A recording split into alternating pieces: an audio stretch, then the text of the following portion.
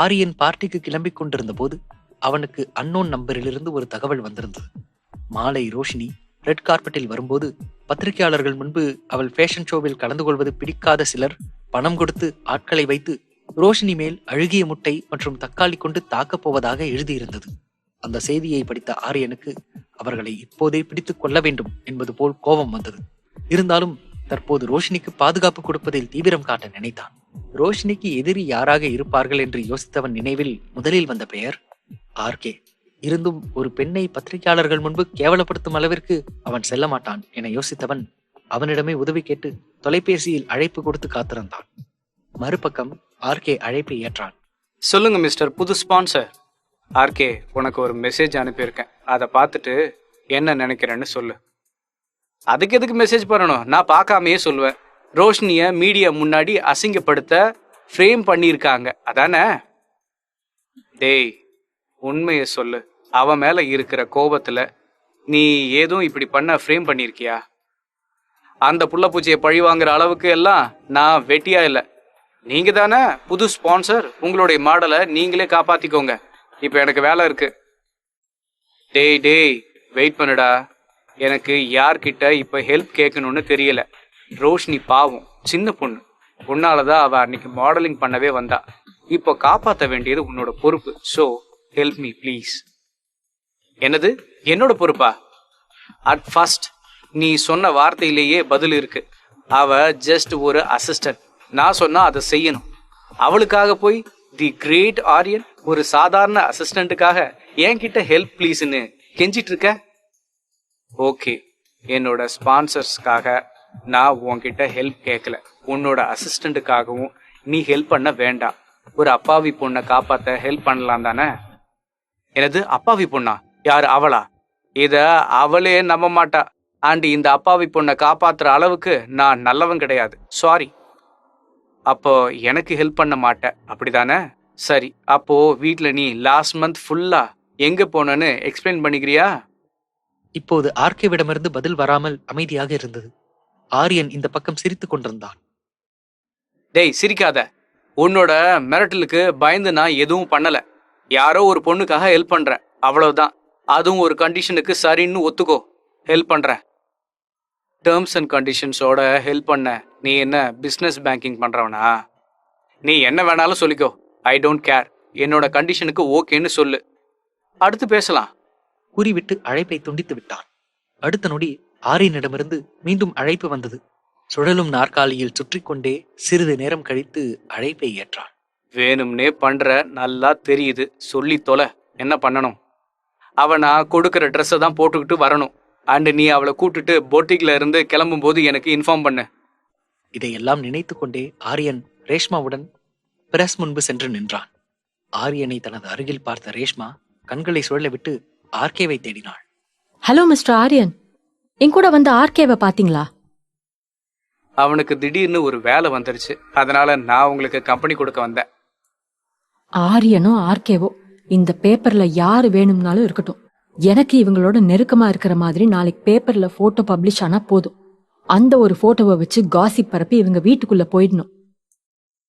இவ்வாறு நினைத்து கொண்டவள் பத்திரிகையாளர்களின் நடுவே இருந்த ஒருவனுக்கு கண்களால் செய்தி கூறியவள் ஆரியனுடன் நெருக்கமாக இருப்பது போல் பல புகைப்படங்கள் எடுத்து குவித்துக் கொண்டாள். மறுபுறம் ஆர்கே மற்றும் ரோஷினி இருந்த கார் அந்த நட்சத்திர விடுதியின் பின்புறம் ஆள் அரவமற்ற இடத்தில் வந்து நின்றதும் டிரைவரிடம் எதுவும் சொல்லாமல் அவர் இறங்கி சென்று விட்டார். ரோஷினி வெளியே சென்ற டிரைவரை பார்த்தவள் அப்படியே ஆர்கேவை பார்த்தாள். அவனோ இவளை மேலிருந்து கீழாக பார்த்து கொண்டிருந்தான். ஆஹா, பூசாரி கிட்ட இருந்து தப்பிச்சு புலிகிட்ட மாட்டின கதையா போச்சே. யோ ஆரியன், இவ்ளோ நேரம் என்ன நம்புன்னு சொல்லிட்டு என் வாழ்க்கையில யாரையும் நம்ப மாட்டேனே, நம்பவே மாட்டேன். இப்படி இவங்கிட்ட என்ன கோத்து விட்டுட்டு போயிட்டியா முருகா? ஏன் எனக்கு மட்டும் இப்படி எல்லாம் நடக்குது? நான் நம்புற எவனும் உருப்படியா என் கூட இருக்க மாட்டானா? எல்லாம் விதி. இவ்வாறெல்லாம் யோசித்துக் கொண்டு காரின் கதவில் பள்ளி போல் ஒட்டிக்கொண்டு அமர்ந்திருந்தவளின் மிக அருகில் பலமான வெப்ப மூச்சு காற்றை உணர்ந்தவள் மெதுவாக அருகில் திரும்பி பார்த்தாள். அங்கே ஆர்கே இவளுக்கு மிகவும் நெருக்கமாக அமர்ந்து கொண்டிருந்தான். இவளையே வைத்த கண் வாங்காமல் பார்த்து கொண்டிருந்தான். ஐயோ, இவன் வேற என்ன ஐடியால இப்படி குறுகுறுன்னு பாக்கறான்னு தெரியலையே. நினைத்து கொண்டு இருக்கும் போதே ஆர்கே இவளை நோக்கி சாயத் தொடங்கினான். ஆர்கேவின் செயலை கண்டு பயந்து போனவள், சார், இப்ப எதுக்கு கிட்ட வரீங்க? தள்ளி போங்க, இல்லைன்னா நான் சத்தமா கத்தி கூச்சல் போட்டுருவேன். அவன் தனது கைகளை கட்டிக்கொண்டு ஒரு புருவத்தை மட்டும் உயர்த்தி அவளை பார்த்து, கத்துடி கத்து, நல்லா கத்து, இங்க என்ன தவிர வேற யாரும் வரமாட்டாங்க. கூறியவன் அவளை மேலும் நெருங்க முயன்றான். உடனே ரோஷினி காரை விட்டு கீழே இறங்கி ஓட முயற்சி செய்தவளை ஒரே பாய்ச்சலில் பிடித்து இழுத்த ஆர்கே அவளை அந்த நட்சத்திர விடுதியின் பின்வாசல் வழியாக உள்ளே இழுத்து சென்றான். சார், என்ன விடுங்க. உங்ககிட்ட சவால் விட்டது தப்புதான். எனக்கு ஃபேஷன் ஷோ வேண்டாம். ப்ளீஸ் விட்டுடுங்க, நான் போயிடுறேன் என்று கெஞ்சவே ஆரம்பித்திருந்தாள். இவர்களது வருகைக்காக காத்திருந்தவன் போல் அங்கு நின்று கொண்டிருந்த ஒருவன் ஆர்கே கையில் எதையோ கொடுத்து விட்டு சென்றான். அதனை வாங்கிக் கொண்ட ஆர்கே நேராக ரோஷினியின் அருகே சென்றதும் ரோஷினி கண்களை மூடியிருந்தவள், ப்ளீஸ் என்ன ஒன்னும் பண்ணிடாதீங்க. இனிமே உங்ககிட்ட சண்டையே போட மாட்டேன். விட்டுடுங்க, நான் ஓடியே போயிடுறேன். இவ்வாறு பயத்தில் உளறிக் கொண்டிருந்தவள் மேல் ஏதோ ஒன்றை உணர்ந்தாள். சட்டென கண்களை திறந்து பார்த்தவளுக்கு முன் ஆர்கே இவளை விட்டு 10 அடி நகர்ந்து நின்றிருந்தான். என்னோட டேஸ்ட் ஒன்னும் அவ்வளவு மட்டம் இல்ல. உன்னை போய் தொடுவேன்னு நினைக்கிறியா? நெவர். இப்ப கூட ஆரியனுக்காக தான் உனக்கு ஹெல்ப் பண்ணிட்டு இருக்கேன். Mind it. கூறியவன் அவள் மேல் ஏதோ ஒன்றை தூக்கி போட்டவன், ஒழுங்கா இதையும் போட்டுட்டு வா என்று விட்டு அங்கிருந்து சென்றான். அவன் சென்ற பிறகு தன் கையில் திணித்ததை என்னவென்று பார்த்தவளின் கண்கள் அகல விரிந்தது. ஓ மை காட், மறுபடியும் மாஸ்கா. இவன் எதுக்கு இதை என்கிட்ட கொடுத்து போட சொன்னா? யோசித்துக் கொண்டிருந்தவளுக்கு திடீரென்று தன் மீது ஏதோ பாரமாக இருக்க, அப்போதுதான் அவன் போட்டுவிட்டு சென்ற ஷ்ரக் போன்ற கோர்ட்டை தொட்டு பார்த்தாள். அதில் சிறிது சிறிதாக வெள்ளை கற்கள் பதிக்கப்பட்டு வெள்ளை மின்மினி பூச்சிகளைப் போல் மின்னிக் கொண்டிருந்தது. அதை சுற்றி இவளுக்கு பிடித்த நிஜ லாவெண்டர் பூக்கள் கோர்க்கப்பட்டு வாசம் வீசிக் கொண்டிருந்தன. அவை பார்ப்பதற்கு நிஜ பூக்களால் ஆரி வேலைப்பாடு செய்தார் போல் இருந்தது. மேலும் அந்த கோட் அவளது பின்புறத்தை கச்சிதமாக மறைத்தது. அந்த கோட்டை அவளது நாசியில் நுகர்ந்து பார்த்தவளுக்கு ஆச்சரியமாக இருந்தது. அடக்கடவுளே, இது நெஜ பூக்களா? பார்க்க எவ்வளவு அழகா இருக்கு. இதுக்குதான் ஆரியன் என்ன நம்புன்னு சொன்னாரா? ஆனா இது அவரே என்கிட்ட கொடுத்திருக்கலாமே. எதுக்கு இந்த கிறுக்கு பையகிட்ட சொல்லி கொடுக்க சொல்லணும்? நினைத்து கொண்டிருந்தவளுக்கு மூளையில் ஆரி கூறிய சில வார்த்தைகள் வந்து சென்றது. ஓ, அத நீங்களே கொடுத்தா நான் ஈஸியா உங்களை கண்டுபிடிச்சிருவேன்னு தானே இவன் கையில கொடுத்து அனுப்பியிருக்கீங்க. அந்த அளவுக்கு சீக்ரெட் மெயின்டைன் பண்றீங்களா? பரவாயில்ல. எண்ணியவாறே நின்றிருந்தவளை ஆர்கேவின் குரல் கலைத்தது. இப்போ நீ வரப்போறியா இல்ல இங்கேயே விட்டுட்டு போகவா? எபிசோட் 71. Click click. ஆர்கே தனது தோளில் போட்டுவிட்டு சென்ற ஷ்ரக்கை ஆச்சரியமாக தடவி பார்த்தும் நுகர்ந்து ரசித்தவள் அதனை ஆசையாய் அணிந்து கொண்டாள். முன்னால் சென்ற ஆர்கேவோ தன்னை தொடர்ந்து வராமல் அங்கேயே நின்று கொண்டிருந்தவளை எரிச்சலோடு பார்த்தவன் மீண்டும் அவள் முன் வந்து சொடக்கிட்டு நிகழ்வுக்கு கொண்டு வந்தான். சீக்கிரம் வா. ரிப்போர்ட்டர்ஸ் நம்ம பக்கம் திரும்புறதுக்குள்ள நம்ம உள்ள போனோம். இல்லனா அவங்களுக்கு நாம ஒன்னா கட்டி புடிச்சு போஸ் கொடுக்கற மாதிரி இருக்கும். பரவாயில்லையா என்றவன் ரோஷினி என்ன நடக்கிறது என்று உணரும் முன்பே அவளின் கையை பிடித்து இழுத்து கொண்டு உள்ளே செல்ல துவங்கி இருந்தான். ஆர்கே அவனது நீண்ட கால்களின் உதவியால் 2 அடியை 1 அடியாய் மாற்றி நடக்க துவங்கினான். ஆனால் ரோஷினியோ அவனுக்கு ஈடு கொடுத்து நடக்க முயற்சி செய்து ஓடிக்கொண்டிருந்தாள். மேலும் அவள் போட்டிருந்த கவுனும் 6 இன்ச் ஹீல்ஸும் மிகவும் சோதித்து பார்த்தது. அதனால் அரை அடி கூட முழுதாய் எடுத்து வைக்க முடியாமல் திணறிக்கொண்டு முயன்று ஓடியவள் ஒரு கட்டத்தில் கால் இடறிவிடவும் பின்னோக்கி விழும்போது பயத்தில் ஆவண கத்தியதால் அனைத்து பத்திரிகையாளர்களின் கேமராக்களும் இவர்கள் புறம் திரும்பியது. இதை அறியாத ரோஷினி தன்னை காப்பாற்றிக் கொள்ள முன்னே சென்று கொண்டிருந்த ஆர்கேவின் கையை பிடிக்க முயன்று இறுதியாக அவனின் கோர்ட்டை பிடித்திருந்தாள். அவ்வாறே ஆர்கேவும் எதிர்பாராத நேரத்தில் கேட்ட சத்தத்தில் பதறிப்போனவன் சுற்றம் மறந்து ரோஷினியை அவளின் இடையோடு கைகோர்த்து பிடித்தான். இவ்வளவு நேரம் இருட்டாக இருந்த அந்த இடத்தில் இப்போது திடீரென்று பல மின்னல் வெட்டுகள் போன்ற வெளிச்ச கீற்றுகள் வந்து சென்றது. அந்த வெளிச்சத்தில் ரோஷினியை பார்த்தவன் தன்னை மறந்து அவளை மேலும் தன் அருகே நெருக்கமாக இழுத்து பிடித்தான். ரோஷினியும் இவ்வளவு நேரம் பயத்தில் கண்கள் மூடி அவனது கையில் ஊஞ்சலாடிக் கொண்டிருந்தவள் தற்போது அவளின் 2 கைகளையும் ஆர்கேவின் கழுத்தில் கட்டிக்கொண்டு மிக நெருக்கமாக நின்றிருந்தாள். இவர்கள் இவ்வளவு நெருக்கத்தில் இருந்த காரணத்தால் ரோஷினி விடும் மூச்சு ஆர்கேவின் கழுத்தில் வெப்பத்தையும் இவ்வாறு மூச்சு வாங்கியதால் அவளின் மென்மைகள் ஆண்மகனின் வெற்று மார்பில் உரசி அவனை இம்சித்துக் கொண்டும் உடல் முழுவதும் கிளர்ச்சியையும் தூண்டிவிட்டுக் கொண்டிருக்கிறது என்று பாவம் இந்த சிறு பெண் அறியவில்லை. சொல்ல முடியாத மௌன நிலைக்கு தள்ளப்பட்டவன் கேமராவின் கிளிக் கிளிக் என்று தொடர்ந்து வந்த சத்தத்தை கேட்டு திடுக்கிட்டவன் கண் திறந்தபோது இவர்களை மறைத்தவாறு சில கார்ட்ஸ் இருக்க, அவர்களை மீறி பத்திரிகையாளர்களின் பிளாஷ் லைட்டுகளின் வெளிச்சம் இவனது கண்களை மூடிக்கொள்ள செய்தது. அப்போது எதிரே கூட்டத்திலிருந்து யாரோ ரோஷினி மீது எதுவோ எரிவது போல தெரிந்தது.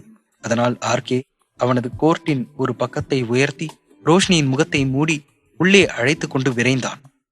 அதையும் பத்திரிகையாளர்களின் கேமரா உள்வாங்கிக் கொண்டது. ஏதோ மழை சாரல் போல் படபடவென அனைத்தும் கண்ணிமைக்கும் நேரத்திற்குள் நடந்து முடிந்திருந்தது. பார்ட்டி நடக்கும் ஹாலின் வாசல் வரை சென்றதும் தன்னிடமிருந்து அவளை சற்று தள்ளி நிறுத்தியவன் வேகமாக, என்னடி பண்ணிட்டு இருக்க? உன்னை போய் அந்த கிறுக்க நல்லவன் நினைச்சிட்டு இருக்கான் பாரு, அவனை சொல்லணும். தன்னை சுற்றி என்ன நடந்தது என்றே அறியாமல் விறுவிறுப்பாய் நின்றிருந்த ரோஷினிக்கு ஆர்கே டீ போட்டு பேசியதை உணர்ந்தவள் விரலை நீட்டி எச்சரிக்கை செய்தாள். சார், இப்ப எதுக்கு என்ன டீ போட்டு பேசுறீங்க? ஏதோ தெரியாம பண்ணிட்டேன், அதுக்காக ரொம்ப பண்ணாதீங்க. யாரடி ரொம்ப பண்றது? என் கூட உரசிக்கிட்டு நின்னு போட்டோ எடுத்து பாப்புலர் ஆகணும்னா முன்னாடியே சொல்லிருக்கலாமே. அதை விட்டுட்டு அசிங்கமா சீச்சி, இந்த ஃப்ரீ பாப்புலாரிட்டிக்கு இதுக்குதானே இவ்ளோ டிராமா? இவ்வாறு அப்பட்டமாக தன் மேலேயே அனைத்து பழியையும் போடுபவனை இங்கேயே கொன்றுவிட்டால் என்ன என்பது போல் இருந்தது ரோஷினிக்கு. அவனை கோபமாக முறைத்து பார்த்தவள் விரல் நீட்டி எச்சரிக்கை செய்தாள். என்னது, நான் ஃப்ரீ பாப்புலாரிட்டிக்காக இப்படி பண்றேனா? விட்டா என்ன வேணாலும் பேசுவீங்களா? என்னோட கேரக்டர் ஜட்ஜ் பண்ண நீங்க யாரு? ஃபர்ஸ்ட் கேஷுவலா நடக்கிறதுக்கும் டிராமா பண்றதுக்குமே உங்களுக்கு வித்தியாசம் தெரியல, இதுல என்ன குறை சொல்ல வந்துட்டீங்களா? இவ்வாறு விரல் நீட்டி பேசியவளை கோபம் கொண்டு இவன் கொடுத்த அந்த ஷ்ரக்கின் காலரை பிடித்து தன் அருகே இழுத்தான். அவள் அவன் புறமாய் மேலும் நெருங்கி இருந்தாள். அடுத்து என்ன நடக்குமோ என்பது போல் கண்களை மூடி நின்றிருந்தவளின் காதில், ஆரியன், பயந்துட்டியா? ஒன்னும் இல்ல என்று கூறியபடி அவளின் தோளில் கை வைத்தான் ஆரியன். அவனின் குரல் கேட்ட மறுகணம் கண் திறந்த ரோஷினி ஆர்கேவை தேடினாள். ஆர்கே இவளை பார்த்து ஒரு ஏளன சிரிப்பை சிதறிவிட்டபடி உள்ளே சென்று விட்டான். அவன் தன்னை விட்டு தூரம் சென்றதை பார்த்ததும் ரோஷினி முகத்தில் மீண்டும் கோபம் மறைந்து மென் புன்னகை ஒட்டி கொண்டது. ரொம்ப பயந்துட்டியா? கவலைப்படாத, உனக்கு ஒன்னும் இல்ல என கூறியவன் கைகளை ரோஷினியின் முதுகின் மீது லேசாக வைத்தான். அவளும் அவனை தன்னிச்சையாக லேசாக அணைத்துக் கொண்டாள். Thank God. பாஸ் வந்துட்டீங்களா? கேட்டுவிட்டு அவனை விட்டு விலகி நின்று கொண்டவள் என்ன காரியம் செய்து விட்டோம் என்று தன்னைத்தானே திட்டிக் கொண்டிருந்தாள். பதட்டத்துல தெரியாம கைய பிடிச்சிட்டேன், சாரி பாஸ். நெகத்தை கடித்துக் கொண்டே கூறியவளின் கையை தனது கையில் கோர்த்து கொண்டு பார்ட்டி ஹாலுக்குள் நடக்கத் தொடங்கினான். இப்ப சொல்லு, என்ன நடந்துச்சு? ஆரியன் சார், நீங்க பாட்டுக்கு அவர்கிட்ட என்ன கோத்து விட்டு போயிட்டீங்க. இனிமே இப்படி பண்ணாதீங்க. எல்லாரு மாதிரியும் நீயும் அவனை தப்பா புரிஞ்சுக்கிட்டு இருக்கன்னு நினைக்கிறேன். என்ன நான் தப்பா நினைக்கிறேனா? கொஞ்சம் நீங்களே அவரோட முகத்தை பாருங்க. முறைச்சு பாக்குறாரா இல்ல அவர் டிசைனே அப்படிதானான்னு தெரியாத அளவுக்கு இருக்கு. எப்படிதான் ஒரு மனுஷனால எப்பவும் இஞ்சி தின்ன மாதிரியே வெறப்பா மூஞ்சிய வச்சுக்கிட்டு சுத்த முடியுமோ? இவளிடம் பேசிக்கொண்டே பார்ட்டி ஹால் அறை வரை வந்தனர். அங்கு ஷைனிங் ஸ்டார் நிறுவனம் ஃபேஷன் ஷோவில் மாடல்கள் அணியப் போகும் உடைகளை கண்ணாடி பெட்டியில் அடைத்து வரிசையாக வைத்திருந்தனர். அதில் யாருடைய கவனத்தையும் அதிகம் ஈர்க்காத மிகவும் எளிய வடிவமைப்புடன் இருந்த ஆடையை கண்ணாடி மேலேயே தொட்டு பார்த்து கொண்டிருந்தவள் ஆர்வமாக அருகிலிருந்த ஆரியனின் சட்டையை பிடித்து இழுத்து காண்பிக்க முயற்சி செய்தாள். ஆனால் அவள் அருகில் யாருமே இல்லை. அப்போதுதான் தான் இருந்த இடத்திலேயே யாருமே இல்லாததை உணர்ந்தவள் சுற்றி முற்றி ஆரியனை தேடிக்கொண்டே மீண்டும் வெளியே செல்ல முயற்சி செய்தாள். உள்ளே செல்ல யோசித்தவள் மீண்டும் வந்த வழியே சென்று தேடி பார்ப்போம் என்று நினைத்து மாறாக வேறு கதவை திறந்தவள் கண்கள் விரித்து அங்கிருந்தவர்களையும் அவர்கள் செய்து கொண்டிருந்த செயலையும் பார்த்து முகம் சுழித்தாள். அந்த அறையில் ரேஷ்மாவுடன் இன்னும் சில பெண்கள் சேர்ந்து தாராவின் வாயில் முழு பாட்டில் மதுவை திணித்து குடிக்க வைத்துக் கொண்டிருந்தார்கள். இப்போது ரோஷினியை அங்கு கண்டுகொண்ட ரேஷ்மாவின் முகத்தில் ஒரு வன்மம் நிறைந்த சிரிப்பு தோன்றியது. உடனே அவள் ரோஷினியை நோக்கி நடந்தாள். Welcome miss what ever. எப்படி இருக்க? கைஸ், இவங்க யாருன்னு தெரியுதா? 7 ஸ்டார் இன்ட்ரடியூஸ் பண்ண போற நியூ ஃபேஸ். இனிமே நமக்கெல்லாம் இவங்க சீனியர். ஏதாவது சந்தேகம் இருந்தா கேட்டு தெரிஞ்சுக்கோங்க. ரோஷினி இவர்களை பார்த்து பயந்தாலும் வெளியே காட்டிக்கொள்ளாமல் அந்த அறையை விட்டு வெளியே போக முயற்சி செய்தாள். அவளை செல்ல விடாமல் இரு பெண்கள் வழிமறைத்து நிற்க ரேஷ்மா சத்தமாக சிரித்தாள். என்ன மேடம் இப்படியே போனா எப்படி? என்றவள் ரோஷினியை மேலிருந்து கீழாக பார்த்தபடியே மீண்டும் பேசத் தொடங்கினாள். உன்னை என்னவோன்னு நினைச்சேன், பட் சும்மா சொல்லக்கூடாது. இண்டஸ்ட்ரிக்குள்ள கால் எடுத்து வைக்கிறதுக்கு முன்னாடியே ஆரியன் ஆர்கேன்னு மோஸ்ட் எலிஜிபிள் பேச்சுலர்ஸ் 2 பேரையும் கைக்குள்ள வச்சிருக்க போலயே. சொல்லு, அவங்க கூட தனியா பெட் ஷேர் பண்ணியா இல்ல ஒன்னா ஒரே பெட்ல? முழுதாக முடிக்காமல் உதட்டை கடித்து சிரித்தவளின் முகத்தில் ரோஷினி ஒரு அரை பரிசாக கொடுத்திருந்தாள். சி, என்ன பொண்ணுடி நீ? இப்படி பேச உனக்கு அசிங்கமா இல்ல? அது எப்படி இருக்கும்? உன்னோட இந்த முத்துன மூஞ்சிய பார்த்தப்பவே சந்தேகப்பட்டேன். உண்மைய சொல்லு, மாடலிங் எல்லாம் வெளி உலகத்துக்கு சும்மா ஒரு கண் துடைப்பு தானே? இதை கேட்டதும் ரேஷ்மா கோபத்தில் புரிந்தாள். You bloody pitch! ஒன்னா கூறிக்கொண்டே அவளை அடிக்க முன் வந்தவளின் கையை பிடித்து பின்னால் தள்ளியிருந்தான் ஆரியன். ஹவு டேர் யூ என்றவன் அவளை அப்படியே பின்னால் தள்ளிவிட்டு மறு கையால் ரோஷினியை அழைத்துக் கொண்டு வெளியே சென்று விட்டான்.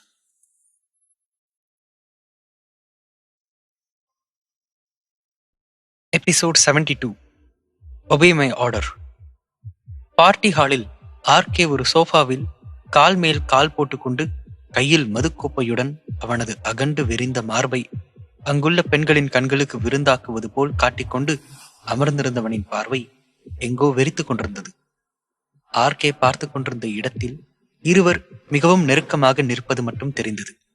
அவ்வளவாக வெளிச்சமில்லாமல் இருந்த போதும் இவனது கழுகு பார்வைக்கு அங்கு நிற்பது ஆரியன் மற்றும் ரோஷினி என்று தெளிவாக தெரிந்தது. அதனால் காரணமே இல்லாமல் இவனுக்கு ஏனோ எரிச்சலாக இருந்தது. ரோஷினி சற்று முன்பு நடந்ததை நினைத்து பயத்திலும் கோபத்திலும் இருந்தவள் ஆரியனை கட்டி கொண்டிருந்தாள். எனக்கு இங்க இருக்க பிடிக்கல, விட்டுடுங்க, நான் போயிடுறேன். ஆரியன் அவளின் அணைப்பை ரசித்தபடியே மௌன நிலையில் இருந்தவனுக்கு இவள் சென்றுவிட்டால் இப்போது கிடைத்திருக்கும் இந்த அருகாமை கிடைக்காமல் போய்விடுமே என்று நடக்கப் போகும் விபரீதத்தை அறியாமல் சுயநலமாக நினைத்து விட்டான் ஆரியன். முதலில் அவளை சமாதானப்படுத்தும் விதமாக பேச்சை மாற்றினான். உன்னோட மாஸ்க் எங்க? மாஸ்க்? அது அது தெரியலையே என்றவளுக்கு அப்போதுதான் ஆர்கே கொடுத்து சென்ற மாஸ்கை பற்றி நினைவு வந்தது. மனதில் ஆரி எப்பவும் மாஸ்கிற்கு கொடுக்கும் முக்கியத்துவம் நினைவில் வந்து சென்றது. ரோஷினி அவளது மூக்கை ஆரியனின் கோட்டில் துடைத்துக் கொண்டே, அமைதியா அதே இடத்துலயே நின்னுட்டு இருந்திருப்பேனே. இவ்வாறு கூறியவளின் தலையை வருடி கொடுத்தவன் அவளை அணைத்தபடியே அவனது பாக்கெட்டில் இருந்து எடுத்து மாஸ்கை அவளது கண்களில் கட்டிவிட்டான். ரோஷினியும் நிமிர்ந்து அவனை பார்க்க ஆரியனின் கண்களும் இவளது கண்களும் ஒரே நேர்கோட்டில் சந்தித்துக் கொண்டிருந்தது. மேலும் ஆரியனின் மாஸ்கை அணிவித்த பிறகு மெதுவாக அவனது விரல்கள் ரோஷினியின் காதை வருடி கொடுத்து கழுத்து வழியாக தோள் வரை சென்றது. அதனால் ஏற்பட்ட கூச்சத்தினால் ரோஷினி நெளிய ஆரம்பித்து கிசுகிசுத்தாள். எப்பவும் நீங்க தானே மாஸ்க் போடுவீங்க, இன்னைக்கு என்ன எனக்கு போட்டு விட்டுறீங்க? கூறியவள் அவனை விட்டு விலகி செல்ல முயற்சி செய்து கொண்டிருந்தாள். ஆரியனுக்கு ரோஷினியின் அருகாமை தந்த கிறக்கத்தில் அவள் கேட்டதெல்லாம் தலைக்கு மேல் சென்று கொண்டிருந்தது. அதனால் வெறும் மட்டுமே கூற முடிந்தது. இவர்கள் இவ்வாறு நின்று கொண்டிருப்பதைத்தான் தூரத்திலிருந்து பார்க்கும்போது மிகவும் நெருக்கத்தில் இருப்பது போல் தெரிந்தது. அதைத்தான் ஆர்கே வெறித்து பார்த்து கொண்டிருந்தான். இப்போது பார்ட்டி ஹாலுக்குள் வந்து ரேஷ்மாவும் ஆர்கேவின் விழிகள் சென்ற இடத்தை பார்த்தவள் ஆர்கேவுக்கு பிடித்த மதுக்கோப்பையை அவனுக்காக எடுத்துக்கொண்டு அவன் அருகில் சென்று மிக நெருக்கமாக அமர்ந்தாள். இந்த புது பொண்ணு சும்மா சொல்லக்கூடாது, ஆர்கேவையே பைத்தியமா பார்க்க வைக்கிறா போலவே. நினைத்தவாறே அவனுக்காக கோப்பையை நீட்டினாள். ரேஷ்மா கூறியதை கேட்டபடியே ஒரு புருவத்தை மட்டும் உயர்த்தி மிகவும் சோம்பலாக கழுத்தை தடவியபடியே பார்வையை ரேஷ்மாவின் பக்கம் மாற்றி அவளின் கையில் இருந்த கோப்பையை வாங்கி கொண்டான். ரேஷ்மா, இன்னைக்கு சொல்லிட்ட, ஆனா இனிமேல் சொல்லணும்னு நினைச்சு கூட பார்க்காத. பிகாஸ் ஆரியன் டீசன்ட் பாய், அவனுக்கு இதெல்லாம் புதுசா இருக்கலாம். பட் நான் அப்படி இல்ல, என்னோட ஸ்டைலே வேற. நேத்து அவ, இன்னைக்கு நீ, நாளைக்கு வேற யாரோ. இதை கேட்ட ரேஷ்மாவின் மனதில், அப்படின்னா இன்னைக்கு நைட்டு இந்த ஆர்கே என் கூட நைட் ஸ்டே பண்ண போறானா? அப்போ இவனை என் கூட எப்படியாவது நெருக்கமா இருக்க வச்சு அந்த போட்டோஸ நாளைக்கு ஹாட் காசிப்பா ரிலீஸ் பண்ணிட்டா அவனோட குடும்பத்துக்குள்ள ஈஸியா நுழைஞ்சிடலாம். அதுக்கப்புறம் என்னுடைய லைஃப் செட்டில் ஆயிரும். இவர்கள் பேசிக் கொண்டிருந்த போது அவர்களை நோக்கி ரோஷினியுடன் கைகோர்த்தபடி வந்தான் ஆரியன். ஆர்கே, இன்னைக்கு அதிகமா ட்ரிங்க்ஸ் எடுத்துக்காத. யூனோ, என்கிட்ட ஒரு கெட்ட பழக்கம் இருக்கு. நீ சொல்றதுக்கெல்லாம் என்னால நல்லவ மாதிரி வாழ முடியாது. So mind your own business. கூறியவனின் பார்வை ரோஷினியை பார்த்தது. அவளோ அங்கிருந்தவர்களை கண்விரித்து பட்டிக்காட்டான் மிட்டாய் கடையை பார்ப்பது போல் பார்த்து கொண்டிருந்தாள்.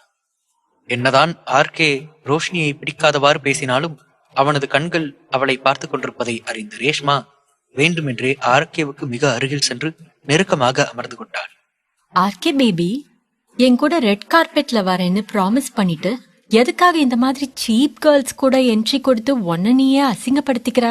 Reshma, mind your words. இவளை பத்தி பேச உனக்கு உரிமை இல்ல. அண்ட் ஆர்கே, கொஞ்ச நேரம் ரோஷினி இங்க உன் பாதுகாப்புல இருக்கட்டும். நான் சிலரை மீட் பண்ணிட்டு வந்துடுறேன் என்றவன் ரோஷினியை பார்க்க அவளோ ஆரியனின் கையை இறுக்கமாக பிடித்துக்கொண்டு ரேஷ்மாவை பார்த்தாள். ஆரியன் சார், நானும் உங்க கூடவே வரேனே. ஆரியன் அவளின் கை மீது கை வைத்து தைரியப்படுத்தியவன், இல்ல ரோஷினி, நீ அங்க வேண்டாம். அதனாலதான் நான் உன்னை இங்க விட்டுட்டு போறேன். பயப்படாத, ஆர்கே இருக்கான்ல, பாத்துப்பான். ரோஷினி மனதில், நான் பயப்படுறதே அவனை பார்த்துதானே, இதை எப்படி சொல்லி புரிய வைக்கிறது என்று யோசித்தபடியே பொய்யாக சிரித்துவிட்டு அப்படியே ஆர்கேவை பார்த்தாள். ஏற்கனவே எனக்கும் இந்த ஹிட்லருக்கும் 7ஆம் பொருத்தம் பக்காவா இருக்கும், இதுல இது வேறயா என்பது போல் பார்த்து வைத்தாள். ஆர்கேவுக்கு ரோஷினி நினைத்தது புரிந்துவிட்டதோ என்னவோ. அவளின் பார்வை தன்னிடமே இருப்பதை உணர்ந்தவன் வேண்டுமென்றே ரேஷ்மாவின் இடையில் அழுத்தம் கொடுத்து தன்னை நோக்கி இன்னும் இறுக்கமாக அணைத்துக் கொண்டவன் அவளின் கழுத்து வளைவில் முகம் புதைத்திருந்தான். ஆனால் பார்வையோ ரோஷினியின் மீதே இருந்தது. ஆர்கேவின் இந்த செயலை பார்த்த ரோஷினிக்கும் ஏதோ அவன் தன்னை நினைத்து ரேஷ்மாவிடம் இவ்வாறு நடந்து கொள்வது போன்று தெரிந்தது. அதனால் முகத்தை சுழித்துக் கொண்டு வேறுபுறம் திரும்பி அமர்ந்து கொண்டிருந்தாள். சற்று நேரத்தில் ரோஷினி அருகில் வந்த ஆரியன் அவளை அவசரமாக எங்கோ அழைத்துச் சென்றான். அந்த தளத்தில் நிறைய பேர் ஜோடிகளாக நடமாடத் தொடங்கியிருந்தனர்.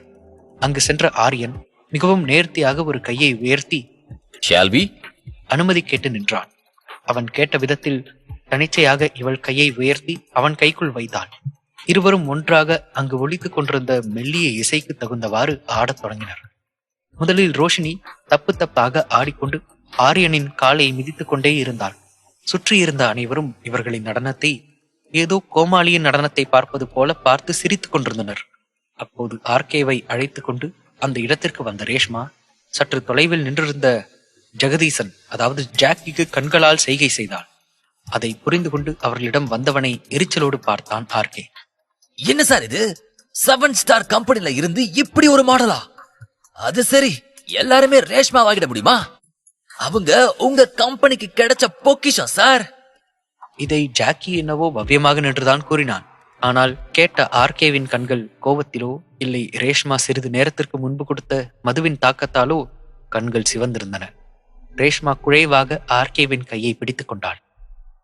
ஆர்கே வாங்க, டான்ஸ்னா எப்படி இருக்கணும்னு அந்த முட்டாளுக்கு காமிக்கலாம், இல்லனா உங்க கம்பெனி பேரை கெடுத்துடுவா. செம்ம ஜோடி போங்க, உங்களோட டான்ஸ பார்க்க காத்துக்கிட்டு இருக்கோம். ரேஷ்மா அழகாக அவளின் ஆடையை ஒரு கையில் பிடித்து ஆர்கே முன்பு ஷாலாய் கேட்டவளை ஒரே இழுவையில் இழுத்திருந்தான்.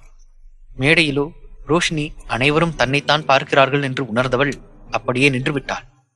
சார் வேண்டாம், போயிடலாம், எனக்கு ஆடவே வரல, என்னால நீங்களும் அசிங்கப்படுற மாதிரி இருக்கு சார், எல்லாரும் நம்மளையே பார்த்து சிரிக்கிறாங்க. இவ்வாறு படபடத்தவளின் சில்லிட்ட கைகளை தனது கைகளுக்குள் வைத்துக் கொண்டான் ஆரியன். நாம நம்ம சந்தோஷத்துக்கு ஆடுறோம், யாரு என்ன நினைச்சா நமக்கு என்ன? நம்ம டான்ஸ்னால யாருக்கும் எந்த பிரச்சனையும் இல்ல. இவ்வாறு கூறியவனின் கையிலிருந்து ரோஷினியின் கையை இழுத்து பிடித்துக் கொண்டான் ஆர்கே. ஆர்கே, சீன் கிரியேட் பண்ணாத. ஆமா சார், நானும் அதுதான் சொல்றேன், எனக்கு இங்க நிக்கவே பிடிக்கல.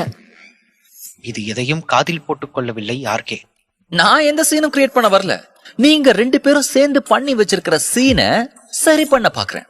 So you both just do what I say. கூறியவன் ஆரியனை ஒரு கையால் மேடையிலிருந்து நகர்த்திவிட்டு மற்றொரு கையால் ரோஷினியை சுழற்றி விட்டான்.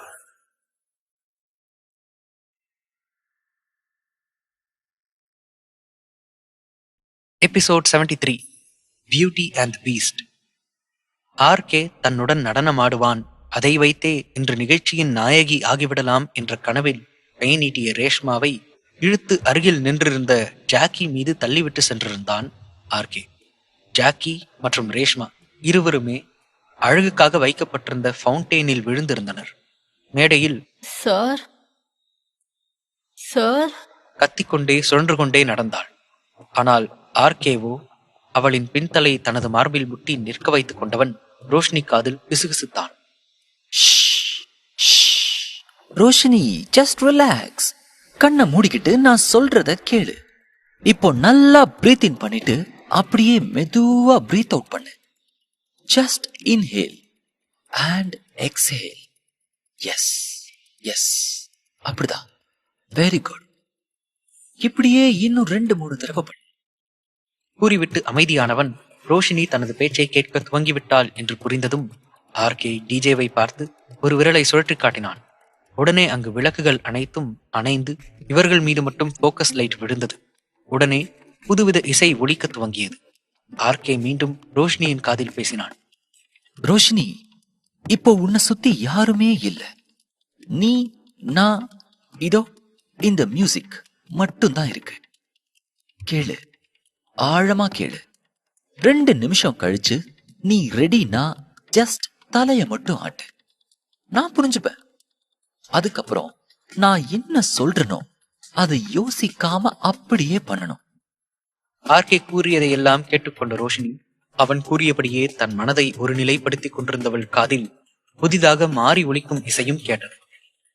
டக் டக் டக் என்று இதய துடிப்புடன் அந்த இசையின் தாளமும் சரியாக அவளுக்கு பிடிப்பட்டதும் தலையை லேசாக அசைத்தாள். அடுத்த நொடி ஆர்ம்ஸ் அப் அண்ட் ஸ்டிஃப் வால். ரோஷினியும் அதே போல் செய்ய ஆர்கே அவளை இடையோடு தூக்கி சுற்றி நிற்க வைத்தான். அப்படி செய்தபோது ரோஷினியின் ஆடை சிறிதளவு கூட விலகாமல் நேர்த்தியாகவும் புடை போல் விரிந்து மடங்கியது. இவ்வளவு நேரம் மேடையில் இருந்தவர்கள் அனைவரும் ஒவ்வொருவராக இவர்களுக்கு ஆடை இடம் கொடுத்து விலகி நின்று வேடிக்கை பார்க்க துவங்கினர். Right hand straight, left leg up, twist, turn. இவ்வாறெல்லாம் கூறிக்கொண்டே இருக்க ரோஷினியும் அவன் கூறியபடியே செய்தாள். அவளை பொறுத்தவரை இப்போது அவள் ஒரு பொம்மலாட்டம் ஆடும் பொம்மை, அவ்வளவே. ஆர்கே என்ன செய்கிறான் என்று புரிந்து கொண்ட ஆரியனும் பாதி ஆட்டத்தில் இவர்களுடன் வந்து இணைந்து கொண்டான். அவனுக்கு ஆர்கே மற்றும் ரோஷினி நெருக்கமாக நடனமாடுவது பிடிக்கவில்லை. ஒரு பக்கம் ஆர்கே, மற்றொரு பக்கம் ஆரியன். இருவரும் போட்டி போட்டு ரோஷினியை பந்து போல் சுழற்றி ஆடினர். பாவம், ரோஷினியின் நிலையோ 2 குழந்தைகளுக்கு இடையே சிக்கிய பிளாஸ்டிக் பொம்மை போல் ஆனது. என்னதான் இவர்களிடையே நடனம் என்கிற பெயரில் சண்டை நடந்தாலும் உண்மையில் இப்போது அவர்கள் ஆடிக்கொண்டிருப்பதோ தென்னாப்பிரிக்க நடன வகைகளின் ஒன்றான டாங்கோ என்று கூறப்படும் நடனம். பொதுவாக இந்த நடனம் பார்க்க கவர்ச்சியாக இருக்கும். ஆனால் ஆர்கே அந்த நடனக்கலையை பயன்படுத்தி பியூட்டி அண்ட் தி பீஸ்ட் கதையில் விலங்கை போல் தோற்றம் கொண்ட நாயகனை பார்த்து பயந்து விலகும் நாயகி இறுதியில் அவனை அதே உருவத்தோடு ஏற்றுக்கொள்வாள். அந்த கதையின் முக்கிய காட்சிகளை அழகாக நடனத்தின் மூலம் காட்சிப்படுத்தி இருந்தாள். இடையே ஆரியன் வந்தது மேலும் நடனத்தை சுவாரஸ்யப்படுத்தியது போல் ஆகிவிட்டது. இறுதியாக ரோஷினியை இடையோடு தூக்கி சுற்றினான் ஆர்கே. அப்போது அங்கு கூடியிருந்த அனைவரும் கைத்தட்டி கரகோஷங்கள் எழுப்பினர். அந்த சத்தத்தில் கண்களை திறந்து பார்த்த ரோஷினிக்கு எதையோ வென்றுவிட்ட மகிழ்ச்சியில் இருந்தவள் கண்கள் கலங்கி இருந்தாள். அப்போது சரியாக நடனம் முடியும் நேரம் ரேஷ்மா அவள் அணிந்திருந்த முத்து பிரேஸ்லெட்டை பீத்து மேடையில் சிதறவிட்டாள். ஆர்கே சரியாக அதில் கால் வைத்து கீழே விழச் சென்றான். அதை பார்த்துவிட்ட ஆரியன் வேகமாக ரோஷினியை தனது பிடியில் இழுத்து கொண்டான். ஆர்கே விழும்போது பிடிமானத்திற்கு ரோஷினியின் பூக்களால் நெய்த உடையை பிடித்திருக்க அவன் கையில் ஒரே ஒரு பூ மட்டுமே சிக்கியது. அதனுடன் அப்படியே விழுந்திருந்தான். ஹால் முழுவதும் அமைதி சூழ்ந்திருக்க ஒருவேளை இதுவும் நடனத்தின் ஒரு பகுதியோ என்று நினைக்க தூண்டியது. ஆனால் ஆர்கே உண்மையாகவே விழுந்திருந்தான். இதை பார்த்த ரோஷினி ஆரியனின் பிடியிலிருந்து கையை உதறிக்கொண்டு ஓடியவள் அப்போதுதான் மூச்சு வாங்க திரும்பி படுத்தவன் மேல் ஹீல்ஸ் தடுக்கி விழுந்தாள். அனைவரின் காட்சிக்கு தெரிந்தது என்னவோ அவர்களும் அவர்களுக்கு நடுவில் இருந்த ஒரு மலர் மட்டுமே. ஆனால் உண்மையில் நடந்து கொண்டிருந்ததோ இடியட் இடியட், உன்னால ஓவர் ஆக்டிங் பண்ணாம இருக்க முடியாதா? அதான் டான்ஸ் முடிஞ்சதுல, இன்னும் எதுக்கு பெர்ஃபார்மன்ஸ் பண்ணிக்கிட்டு இருக்க? நான் ஒன்னும் ஓவர் ஆக்டிங் பண்ணல. பாவம், எனக்காக டான்ஸ் ஆடி இப்படி கவுந்து விழுந்துட்டீங்களேன்னு தூக்கி விட வந்தேன். போதும், நிறுத்து. யார் சொன்னது நான் உனக்காக டான்ஸ் பண்ணேன்னு? 7 ஸ்டார் என்னோட பிரைட், என்னோட பிராண்ட். அதுக்காக தான் நான் டான்ஸ் பண்ணேன். வாண்டடா வந்து உன்னோட மானத்தை காப்பாத்த நான் ஒன்னும் உன்னோட பாடி கார்டோ இல்ல உன் பாய் ஃப்ரெண்டோ இல்ல. Mind it. Hello sir, help பண்றதுக்கு நீங்க பாடி கார்டாவோ பாய் ஃப்ரெண்டாவோ தான் இருக்கணும்னு ஒன்னும் அவசியம் இல்ல. மனுஷனா இருந்தாலே போதும். ஆனா நான் உங்களை இது வரைக்கும் அப்படி பார்த்ததே இல்ல, இனி பார்க்க போறதும் இல்ல. நீங்க எனக்கு ஹெல்ப் தான் பண்றீங்கன்னு தெரிஞ்சப்போ நான் பரவாயில்லையே, நீங்க கூட கொஞ்சம் மனுஷனா இருக்கீங்களேன்னு சந்தோஷப்பட்டேன். ஆனா நீங்க சரியான ஹிட்லர் இல்ல, மான்ஸ்டர். அதற்கு நக்கலாக கிசுகிசுத்தவன் அவள் எழுவதற்கு உதவி செய்வது போல் அவளது இடையை அழுத்தி பிடித்து இன்னும் தனக்கு நெருக்கமாக நிறுத்தி கொண்டு அவள் காதில், Yes, I am a monster. So always be aware of me. கூறியவன் மேடையில் சற்று தள்ளி நின்று கொண்டிருந்த ஆரியனை கண்காட்டி, நான் அவன மாதிரி மனுஷனா இருந்தா உன்ன மாதிரி பணத்துக்காக என்ன வேணாலும் செய்யற கேரக்டர்லெஸ் பொண்ணுங்க பின்னாடியே நாய் மாதிரி சுத்தி ஏமாந்து போக வேண்டியதா. அந்த வகையில I am happy with what I am. என்ன சொன்னீங்க? நான் கேரக்டர்லெஸ் பொண்ணா? ஆரியன் சாரை ஏமாத்தி அப்படி என்ன வாங்கினேன்? சும்மா எல்லாம் தெரிஞ்ச மாதிரி பேசுறீங்க. இதற்கு ரோஷினியை மேலிருந்து கீழ் ஒரு முறை பார்த்தவன், போய் கண்ணாடிய பாரு, தெரியும். உன்ன மாதிரி நிறைய பேரை பார்த்துட்ட. அதனால ஏன் முன்னாடி இந்த பத்தினி டிராமா வேஷம் போடாத. கூறிவிட்டு அவன் எதுவும் சொல்லாதது போல் நிற்க ரோஷினிக்கு அவன் கூறிய வார்த்தைகள் புரியவே சில நிமிடங்கள் எடுத்துக்கொண்டது. அவன் கூறிய வார்த்தைகள் புரிந்தவுடன் அவனை வெறுப்புடன் கண்களில் கண்ணீர் ததும்ப பார்த்தவள் இவளின் கையை அவன் மார்பில் வைத்து தள்ளிவிட்டு அவன் பிடியிலிருந்து விலகி அங்கிருந்து செல்ல திரும்பினாள். ஆனால் அவள் கையில் இருந்த பிரேஸ்லெட் இவனுடைய சட்டையில் மாட்டிக்கொண்டு மீண்டும் அவன் நெஞ்சிலேயே மோதினாள். ரோஷினியின் செயலால் மேலும் கடுப்பான ஆர்கே தன் பற்களை நரநரவென கடித்துக் கொண்டு அவளை பார்க்க, ரோஷினியோ இவனை விட அதிக கோபத்தோடு கண்ணீரால் கலங்களாக தெரிந்த அவனையும் தனது பிரேஸ்லெட்டையும் மாறி மாறி பார்த்தவள் வெறுப்புடன் வலுக்கட்டாயமாக தன் கையை இழுத்துக்கொண்டு அங்கிருந்து அழுது கொண்டே சென்று விட்டாள். செல்லும் அவளையும் குனிந்து அவன் சட்டையில் மாட்டிக்கொண்டிருந்த பிரேஸ்லெட்டையும் பார்த்தவன், சரிதான் போடி, உண்மைய சொன்னா மட்டும் கோபம் வந்துரும். இந்த பிரேஸ்லெட் மட்டும் 1.5 crores நீ செலவு பண்ணி வாங்கினா தெரியும். ஹோசில வந்தது தானே, அதான் அப்படியே விட்டுட்டு போற. அதனை பிரித்தெடுத்து தன் பாக்கெட்டில் வைத்துக் கொண்டான்.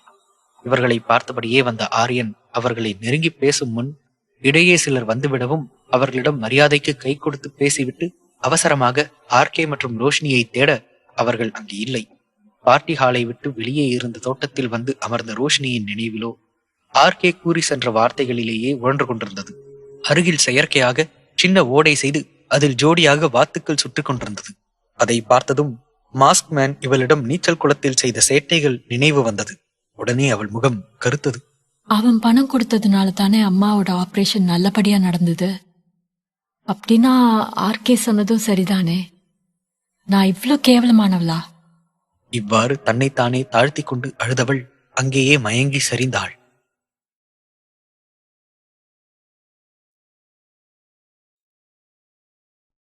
எபிசோட் 74. ரோஷினியை காணோம். ரோஷினியையும் ஆர்கேவையும் ஒவ்வொரு இடமாய் தேடிக்கொண்டிருந்தான் ஆரியன். இதற்கும் பார்ப்போம் என்று இறுதியாக பாருக்கு சென்று பார்த்தபோது அங்கு ஆர்கே ஒரு முழு பாட்டில் மதுவை ஒரே மூச்சில் குடித்துக் கொண்டிருந்தான். அதை கண்ட ஆரியன் தன் தலையில் அடித்துக்கொண்டு விரைந்து சென்று ஆர்கேவிடமிருந்து அந்த பாட்டிலை பிடுங்கி இருந்தான். பாட்டில் கையிலிருந்து பறிபோன கோபத்தில் ஆரியனை கடுப்போடு பார்த்தான் ஆர்கே. டேய், உனக்கு என்னதான் வேணும்? குடிக்கணும்னா போய் தனியா வாங்கி குடிடா. என்னோடதுல ஏன் கை வைக்கிற? ரோஷினிய காணும்டா, வா தேடலாம். எனக்கு பதட்டமா இருக்கு. அவனின் பதட்டத்தை பார்த்து கேலியாக நெற்றியில் கை வைத்து கண்களை சுருக்கி கொண்டு ஆரியன் பார்த்தவன், யாரு? அட, நம்ம ரோஷினியா சார். உங்களுக்கு ஜோலியட்ட தேடணும்னா ஹோட்டல் ஃபுல்லா மைக்க பிடிச்சுக்கிட்டு ரோஷினி ரோஷினின்னு தேடுங்க. ஏதாவது புது பணக்காரன் கூட பேசிக்கிட்டு இருப்பா பாருங்க. சும்மா என்கிட்டயே வந்து எதுக்கு டிஸ்டர்ப் பண்றீங்க? இவ்வளவு கேலியாக பேசியவனை எரித்து விடுவது போல் பார்த்த ஆரியன் கோபமாக ஆர்கேவின் சட்டையை பிடித்தான். இன்னொரு தடவை அவளை பத்தி கேவலமா பேசுன உன்னை கொல்ல கூட தயங்க மாட்டேன். ஒழுங்கா என்னோட பொறுமையை சோதிக்காம வா, ரோஷினிய தேடலாம். ஆர்கே புருவம் உயர்த்தி திமிராக தனது சட்டையிலிருந்த ஆரியனின் கையை விளக்கினான். கேவலம் ஒரு பொண்ணுக்காக ஏன் மேல கை வைக்கிறியா? அவ உனக்கு வேண்டாம். இல்லன்னா பின்னாடி இதுக்கெல்லாம் சேர்த்து ரொம்ப அனுபவிப்ப. பின்னாடியோ முன்னாடியோ அதெல்லாம் நான் பாத்துக்கிறேன். இப்போ அவளை தேட என் கூட வர முடியுமா? முடியாதா? முடியாது. உனக்கே நல்லா தெரியும், இங்க நம்மள மாதிரி டீசென்டான பிசினஸ்மேன் மட்டும் வரதில்ல. சீ, நம்மள மாதிரி டீசன்ட் கைஸ் இல்ல, உன்ன மாதிரி டீசன்ட் கைன்னு சொல்லு. சரி, என்ன மாதிரி இல்லாம எப்பவும் சுயநலமா சுகத்துக்காக பொண்ணுங்களை யூஸ் பண்றவங்களும் இருக்காங்க. அவங்க கையில ரோஷினி மாட்டிக்கிட்டா என்ன நடக்கும்னு உனக்கும் நல்லா தெரியும். அதனால தான்டா சொல்றேன், வா போய் தேடுவோம் என்று உதவிக்கு அழைத்தவனை ஏளனமாக பார்த்த ஆர்கே ஆரியனிடம், முதல்ல நீ எனக்கு ஒரு விஷயத்த கன்ஃபார்ம் பண்ணு. அவ எனக்கு அசிஸ்டண்டா இல்ல நான் அவளுக்கு அசிஸ்டண்டா? எப்ப பார்த்தாலும் ரோஷினிக்கு இது ரோஷினிக்கு அதுன்னு ஒரே எரிச்சலா இருக்கு. ஆரியன் கையிலிருந்து தனது கையை எடுத்துக்கொண்டான் ஆர்கே. பின் அங்கிருந்து கிளம்பி இருந்தான். குடி போதையில் உளறியபடியே அங்கிருந்து நடக்கத் தொடங்கியிருந்தான் ஆர்கே. வந்துட்டான். எப்பவும் அவ கூடவே சுத்துற இவனுக்கே அவ எங்க போனான்னு தெரியலையா? அப்பப்போ என்ட்ரி கொடுக்கற எனக்கு மட்டும் தெரிஞ்சிருமா? இடியட். ஆர்கே உளறிக்கொண்டு செல்வதை பார்த்த ஆரியன் அடுத்து என்ன செய்வது என்று தெரியாமல் தலையில் கை வைத்து அமர்ந்து விட்டான். அதே ஹோட்டலில் சூட் ரூம் ஒன்றில் ரோஷினியின் கன்னத்தை யாரோ தட்டுவது போல் இருந்தது. மிகவும் சிரமப்பட்டு கண்களை திறந்தவள் பாரமாக இருந்த தனது தலையை பிடித்துக்கொண்டு எழுந்து அமர்ந்தாள். அவள் முன்னால் அமர்ந்திருந்தாள் தாரா. எழுந்திரிங்க, சீக்கிரம் உங்களால நடக்க முடியுதான்னு பாருங்க. முடிஞ்சா அவனுங்க வாரத்துக்குள்ள சீக்கிரம் இங்க இருந்து போயிடுங்க. வெளியே யாரும் வருகிறார்களா என்று பதட்டத்தோடு பார்த்தபடியே பேசியவளை கவனமாக பார்த்தாள் ரோஷினி. அவளின் முகத்தில் ஆங்காங்கே வீங்கியும் உதட்டின் ஓரத்தில் ரத்தம் வழிந்து காய்ந்தும் இருந்தது. மேலும் கழுத்தில் பற்களின் தடயமும் கையில் நகக்கீரல்களும் இருந்தது. என்ன காப்பாத்துறது இருக்கட்டும், நீ யாரு? உனக்கு என்ன ஆச்சு? ஐயோ, இப்ப அத பத்தி எல்லாம் பேச நேரம் இல்ல. இது என்னோட விதி, நானா வந்து மாட்டிக்கிட்டது. இதெல்லாம் பேசுறதுக்கு நேரம் இல்ல. சீக்கிரம் எழுந்துறீங்க, இங்க இருந்து எப்படியாவது தப்பிச்சு போயிடுங்க. சரி போறேன், ஆனா உன்னை பார்க்க ரொம்ப சின்ன பொண்ணா தெரியற. இங்க இருக்காத, என் கூட நீயும் வா, சேர்ந்தே தப்பிச்சு போயிடலாம். வெளியே போனதும் உனக்கு என்ன உதவினாலும் நான் பண்றேன். அதெல்லாம் தேவையில்லை, நீங்க கிளம்புங்க. மீண்டும் யாராவது வருகிறார்களா என்று வெளியே பார்த்தபடியே ரோஷினியை மறைவில் நிற்க வைத்துவிட்டு வெளியே பார்த்தவள் யாரும் இல்லாததை உணர்ந்து கை காட்டவும் அவளை பின்தொடர்ந்தாள் ரோஷினி. அப்போது இவர்களுக்கு காவலுக்கு இருந்தவன் மற்றொரு அறையில் சல்லாபத்தில் இருந்த ஒருவனுக்கு தேவையான மது பொருட்களை கொடுத்து வந்தவன் தாராவை பார்த்து விட்டான். நில்லு, எங்க போற? பாஸ் உன்னை அந்த ரூமை விட்டு வெளியில வரக்கூடாதுன்னு தானே சொல்லிட்டு போனாரு. உள்ள போ. மிரட்டியவனை எப்படி சமாளிப்பது என்று யோசித்தவள் சட்டென்று அவனது மார்பில் ஒற்றை விரலால் கோலம் போட்டபடியே பேசினாள் தாரா. என்ன எப்ப பார்த்தாலும் பாஸ் இத சொன்னாரு, பாஸ் அத சொன்னாருன்னு அவருக்கே வேலை பாக்குறீங்க? கொஞ்சம் என்னையும் கவனிக்கிறது. ஏற்கனவே இவள் மேல் கண்களை பதித்திருந்தவன் எப்போது இப்படி ஒரு வாய்ப்பு கிடைக்கும் என்று காத்திருந்திருப்பான் போல. உடனே பல்லை காட்டி சிரித்தபடியே அவளை நெருங்கினான். நிஜமாவா? உனக்கு என்ன பிடிக்குமா? அப்படின்னா இப்பவே வா. நல்லா தளன்னு தக்காளி மாதிரி இருக்கிற உன்னை ரசிச்சு ருசிச்சு சாப்பிட போறேன். இவனின் கைகளை தாரா மீது படரவிட்டபடியே அங்கு போடப்பட்டிருந்த சோஃபா மீது அவளை தள்ளிவிட்டு இவனும் அவள் மேல் கவிழ்ந்தான். அவனது பின்னந்தலையில் கை வைத்து தனது கழுத்தில் அழுத்திக் கொண்டவள் ரோஷினிக்கு கை காட்டி வெளியே போகும்படி செய்கை செய்தாள். ரோஷினியும் சத்தமின்றி கதவு வரை சென்றவள் தாராவை இந்த நரகத்தில் விட்டு செல்ல மனமில்லாமல் மேஜையில் அழகுக்காக வைத்திருந்த பூஜாடியை கையில் எடுத்து அவனின் தலையில் ஓங்கி அடித்தாள். அடி வாங்கியவன் கத்தி மற்றவர்களையும் கூப்பிட்டிருந்தான். அப்போதைக்கு அங்கிருந்த இருவரும் அவர்களை பிடிக்க முயன்றனர். அதுவரை ரோஷினி வேகமாக தாராவை தன் பக்கம் இழுத்து கொண்டாள். நீயும் எதையாவது எடுத்து உன்னோட மனசுல இருக்கிற கோவத்தை எல்லாம் சேர்த்து இவனுங்க மண்டேலே போடு. இருவருமாக சேர்ந்து முடிந்தவரை அங்கிருந்தவர்களை அடித்து தள்ளிவிட்டு நிம்மதியாக தப்பித்தோம் என கதவை திறந்தவர்கள் முன்பு நின்றிருந்தான் ஜாக்கி. கார் பார்க்கிங்கை நோக்கி அலட்சியமாக நடந்த ஆர்கே பார் கவுண்டரில் மறந்து வைத்துவிட்டு சென்றுவிட்ட போனை பார்த்த ஆரியன் அதை எடுத்துக்கொண்டு ஆர்கேவின் பின்னால் சென்றான். டேய் நில்டா டேய். ஷபா, இந்த தேவதாஸ் தொலை தாங்க முடியல. இப்ப என்ன பண்ண சொல்ல போறானோ? சலிப்பாக ஆரியனை திரும்பி பார்த்தான் ஆர்கே. என சொல்லிவிட்டு முடிப்பதற்குள் அருகில் இருந்த புதரிலிருந்து பெண்ணின் முனகல் சத்தம் கேட்டது.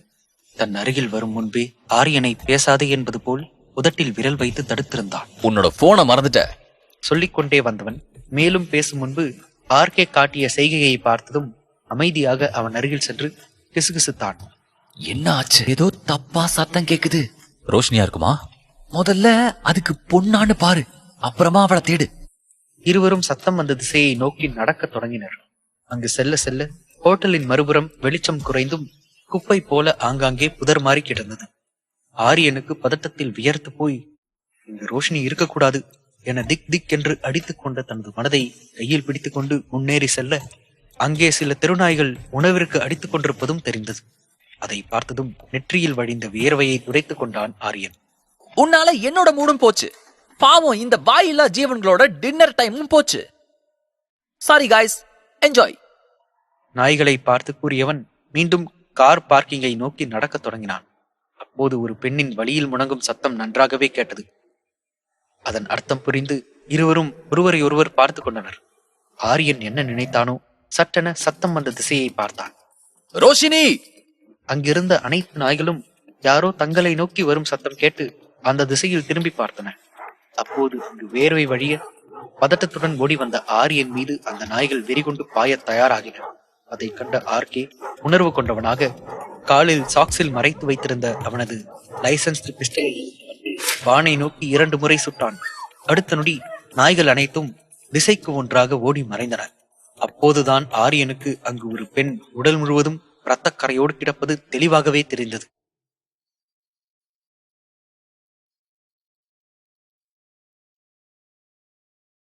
எபிசோட் 75. காப்பாத்துங்க ப்ளீஸ். ரோஷினி மற்றும் தாரா இருவரும் சேர்ந்து தங்களை பிடிக்க வந்த ஆட்களை அவர்களால் முடிந்தவரை அடித்தும் உதைத்தும் அங்கிருந்து தப்பித்து சென்றவர்கள் வாசல் கதவை திறந்ததும் அதிர்ந்தனர். காரணம், அவர்கள் முன்னால் தனது தங்கப்பல்லை காட்டி சிரித்து கொண்டு ஜாக்கி அவனது ஆட்களோடு நின்றிருந்தான். ஜாக்கி, இந்த பொண்ணு உன்னோட ஆளுங்களை அடிச்சு போட்டுட்டு இங்கிருந்து தப்பிச்சோட பார்த்தா, அதான் நான் அவ தப்பிச்சு போகாம இருக்க கதவு சரியா மூடி இருக்கான்னு பாத்துட்டு இருக்கேன். ஜாக்கி கவனமாக தன்னை பார்த்து பயத்தில் தந்தி அடிக்கும் உதடுகளோடு பேசும் தாராவையும் அவளின் பின்னால் இருக்கும் ரோஷினியையும் ஒருமுறை பார்த்தவன் அப்படியே அடிவாங்கி விழுந்து கிடக்கும் அவனது ஆட்களையும் பார்த்தான். பின் சிரித்துக் கொண்டே அவள் கூறியதை நம்பிவிட்டவன் போல் பேச ஆரம்பித்தான். கராத்தே கூட தெரியும் போல இருக்கே. Super super. இவள தப்பிச்சு போகாம இருக்க நீ எனக்கு ஹெல்ப் பண்ணிருக்க. அப்படின்னா உனக்கு நான் ஏதாவது கொடுக்கணுமே. யோசித்தபடியே தாராவை நெருங்கினான். அவளோ இப்போதும் ரோஷினியை தனக்கு பின்னால் மறைத்தபடியே நகர்ந்தாள். ஜாக்கி அவனது ஆட்களுக்கு கண் காட்டவும் இருவர் சென்று தாராவை பிடித்துக் கொண்டனர். ஜாக்கி ப்ளீஸ், நான் பண்ணது தப்புதான். என்ன என்ன வேணாலும் பண்ணிக்கோ, அவளை விட்டுடு. ஓ ஓகே ஓகே. நான் கூட என்ன ரன்னிங் ரேஸ் எல்லாம் பண்ண வச்சு டயர்டா கிடுவியோன்னு கவலைப்பட்டேன். நீ சொல்லி கேட்காம இருப்பனா? டே பசங்களா, இன்னைக்கு உங்களுக்கு விருந்து. பாப்பா ஆசைப்பட்டு கேட்டிருக்க. எந்த குறையும் வராம பார்த்து முடிச்சிருங்கடா. தனது ஆட்களுக்கு தாராவை விருந்தாக்கியவன் பேசியபடியே தாராவை நோக்கி தனது வலது கையை உயர்த்தினான். அவளை பிடிக்கப் போவதைப் போல் கையை கொண்டு சென்றவன் சட்டென்று இடது கையை மாற்றி அவள் பின்னால் நின்றிருந்த ரோஷினியின் முடியையுமே ஒரு கை முதுகுக்கு பின்னால் மடித்தும் பிடித்து தன் பக்கம் இழுத்திருந்தான். அவனை தடுக்க தாரா அவளது கால்களை தூக்கி அடிக்க முயன்று கொண்டிருந்தாள். ஜாக்கி வேண்டாம், தப்பு பண்ற, எங்களை விட்டுடு, இல்லனா இதுக்கெல்லாம் நீ ரொம்ப அனுபவிப்ப. ஜாக்கியின் கவனம் தாராவிடம் இருப்பதை கவனித்த ரோஷினி முயன்று அவளின் பின்னங்காலை உயர்த்தி அவனது கால்களுக்கு நடுவே அவனது உயிர் நாடியில் உதைத்திருந்தாள். ஜாக்கி வலி பொறுக்க முடியாமல் ரோஷினியை தன் பிடியிலிருந்து விடுவித்தவன் அருகில் இருந்த சோஃபாவில் உருண்டு கொண்டிருந்தான். அவனது ஆட்கள் அவனுக்கு உதவி செய்ய விரைந்தனர். டேய் புட்ரா, டேய் என்ன இல்லடா உதவாக்கிற தடிமாடுகளா, அவளுகளை பிடிங்கடா. அவர்களிடமிருந்து விடுபட்ட தாரா மற்றும் ரோஷினி இருவருமே மீண்டும் ஒரு பூஜாடியை எடுத்துக்கொண்டு அவர்களை பிடிக்க வந்தவர்களை தாக்கியபடியே வெளியே செல்ல முயற்சி செய்து கொண்டிருந்தனர். எப்படியோ அவர்களிடமிருந்து தப்பித்தவர்கள் இறுதியாக கதவை திறந்து கொண்டு வெளியே சென்றவர்கள் அவர்கள் தளத்தில் லிப்ட் நிற்பதை பார்த்து மகிழ்ச்சியாக சென்றனர். முதலில் உள்ளே சென்ற தாரா இன்னும் உள்ளே வராமல் வெளியில் நின்று கொண்டிருந்த ரோஷினியை சந்தேகமாக பார்த்தாள். அவளோ கண்களில் கண்ணீர் கோர்த்து அசையாமல் நின்றிருந்தாள். போ, சீக்கிரமா போ. சொன்னவளையே புரியாமல் பார்த்து கொண்டிருந்தாள் தாரா. என்னாச்சு? சீக்கிரமா உள்ளவா, போ.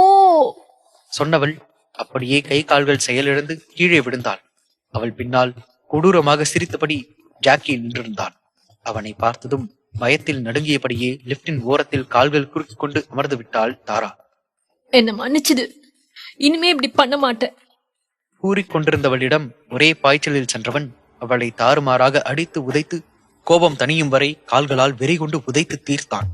இவை அனைத்தையும் தடுக்க முடியாமல் ஜாக்கி அவளின் முதுகுத்தண்டில் குத்திய உடல் மரத்துப் போகும் ஊசியில் இருந்த மருந்தின் வீரியத்தால் அவள் எந்தவித உணர்வும் இல்லாமல் வெறும் மரம் போல் நடக்கும் அனைத்தையும் கண்களில் நீர் வழிய பார்த்தபடி கிடந்தாள் ரோஷினி. தாராவை அடித்து கலைத்த ஜாக்கி லிப்டை விட்டு வெளியே வந்து அவனது காலால் ரோஷினியின் கன்னத்தை உயர்த்தினான். அச்சோ பேபிமா, நீங்க எதுக்கு அழுகிறீங்க? அவ சொல்ற பேச்ச கேட்கல, அனுபவிக்கிறா. ஆனா நீ என்னோட குட் கேர்ள். நான் உன்னை என்ன பண்ணாலும் அமைதியா இருப்ப பாரேன்.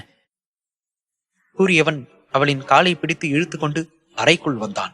இன்னும் தலையை தொங்க போட்டபடி அவன் முன் நின்றிருந்த அவனது ஆட்களை பார்த்தான். வாங்கடா, அந்த பிட்ச் லிப்டுக்குள்ள இருக்கா. அவளை தூக்கிட்டு வந்து இவ முன்னாடி உங்க இஷ்டத்துக்கு என்ன பண்ண முடியுமோ பண்ணிக்கோங்க. அத பார்த்த பின்னாடி இவ நம்ம இடத்தை விட்டு போகணும்னு நினைக்கவே கூடாது. கூறியவன் ரம் பாட்டிலை எடுத்து கோப்பையில் ஊற்றி சிறிது சிறிதாக அருந்திக் கொண்டே அவனது ஆட்கள் தாராவை வைத்து செய்த கொடுமைகளை இரக்கமே இல்லாமல் பார்த்து ரசித்தான்.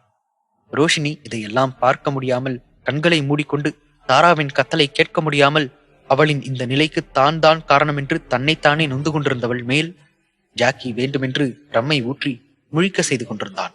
முழுதாக 1 மணி நேரம் கழித்து கத்தி அழகூட முடியாமல் தொண்டை வறண்டு கிடந்த தாராவின் நிலை நார்போல் ஆன பிறகு அவளை விட்டு விலகி இருந்தனர் அடியாட்கள்.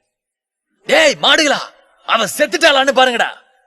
கேட்டதும் அடியாள் ஒருவன் பரிசோதனை செய்தான். பாஸ், கொஞ்சம் ஓட்டிக்கிட்டு இருக்கு. இப்படியே விட்டா அதுவும் 1/2 மணி நேரத்துல அடங்கிடும். அவளை இந்த ஹோட்டலுக்கு பின்னாடி இருக்கிற குப்பமேட்ல தூக்கி போடுங்கடா. எப்படியும் தெருநாய் வெறிநாய் எல்லாம் தின்னு கிடைக்கிற மிச்ச மீதியை தூக்கிட்டு நம்ம போலீஸ் வருவான். இதோ இவளையும் கொஞ்சம் பணத்தையும் கொடுத்து சரி பண்ணிடுவேன்.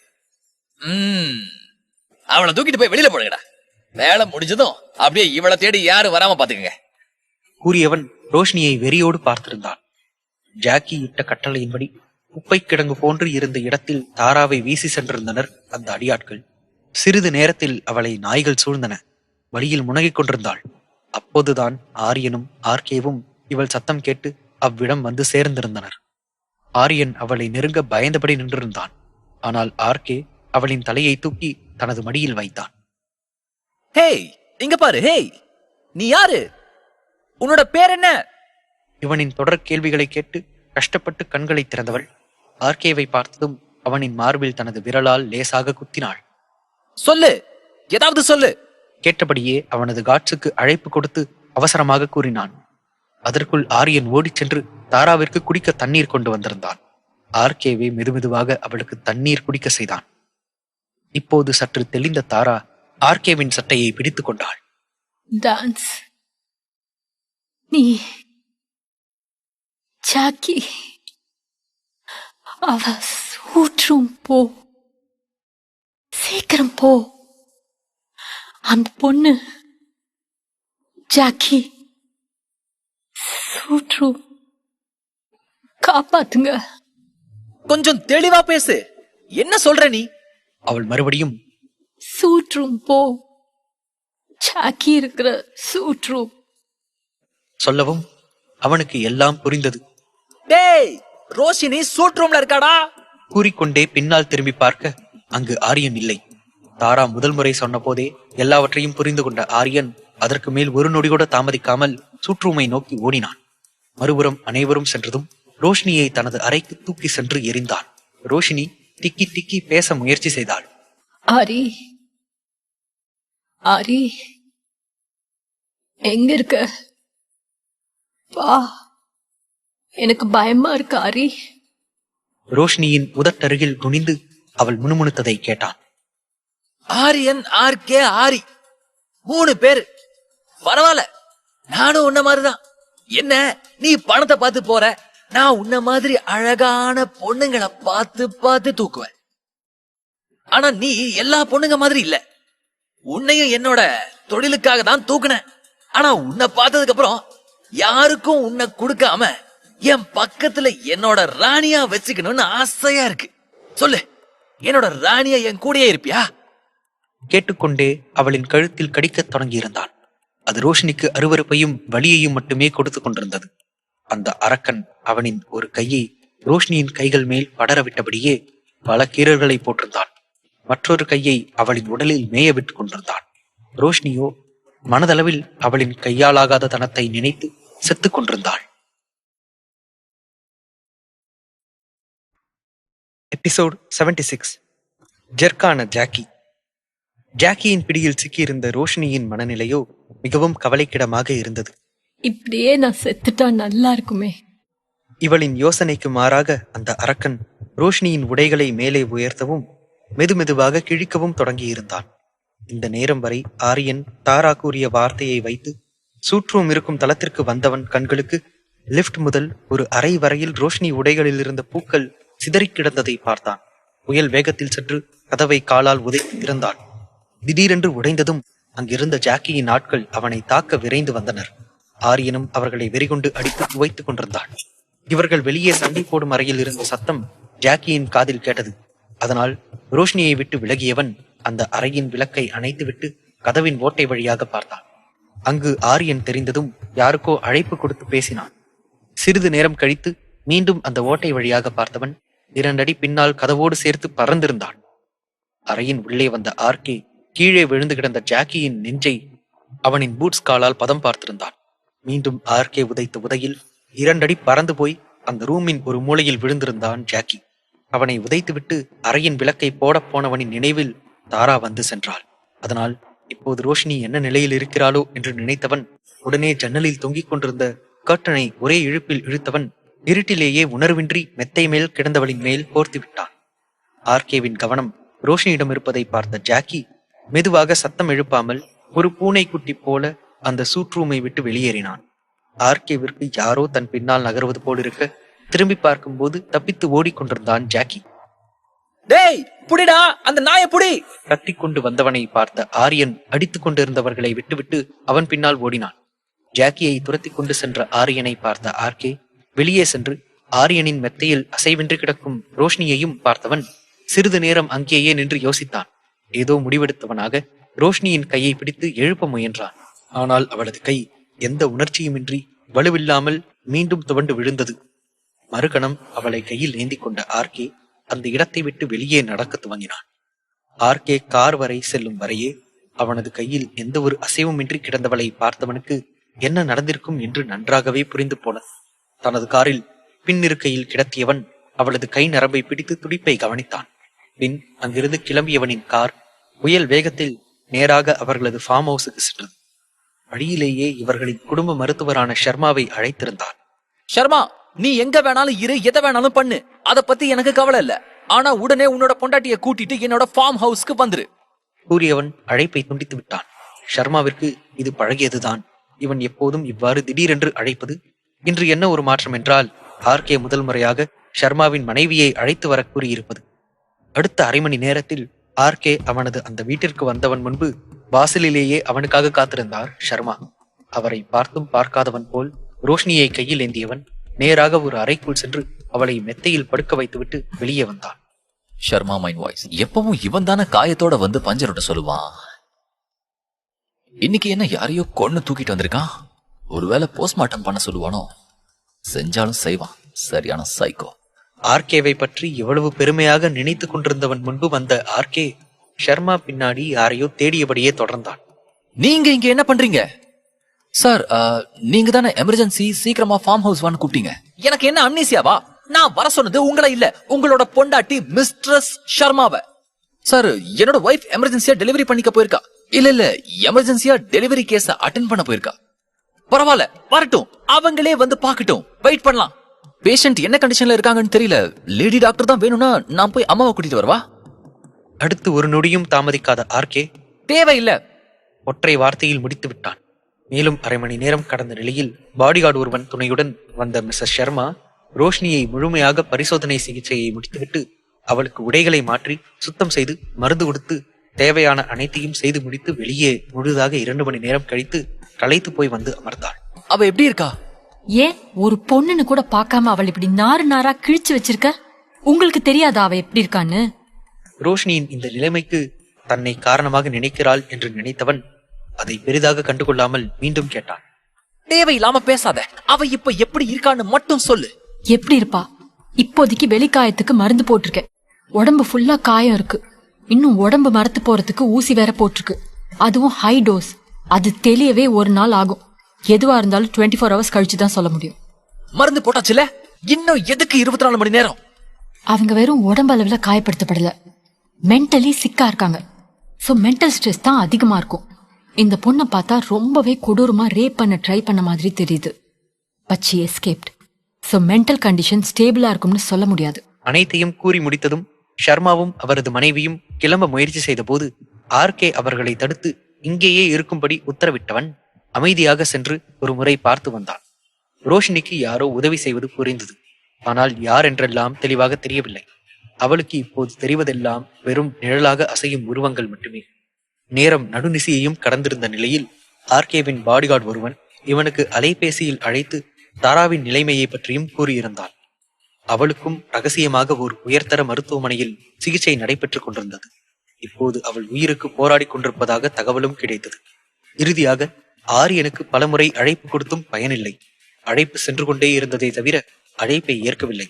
பொறுத்து பார்த்த ஆர்கே அவனின் செல்போன் டவர் எங்கு காண்பிக்கிறது என்று கண்டுபிடிக்க சொல்லி இடத்தை தெரிந்து கொண்டவன் முகத்தில் ஒரு கொடூர சிரிப்பு வந்து சென்றது.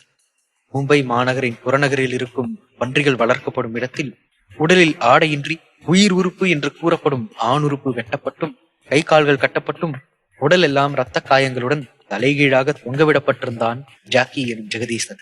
அவனது முகத்தில் நீர் கொண்டு அடித்து மயக்கத்தை தெளிய வைத்து மீண்டும் தனது கோபம் குறையும் வரை அடித்துக் கொண்டிருந்தான் ஆரியன். இவன் இவ்வளவு வெறி கொண்டு யாரையும் அடித்தோ துன்புறுத்தியோ இதுவரை பார்த்திராத பாடிகார்ட்ஸ் சற்று பயந்தே போனார்கள். அப்போது ஒரு கார்டு சற்று பயந்து கொண்டு ஆரியன் அருகில் சென்றான்.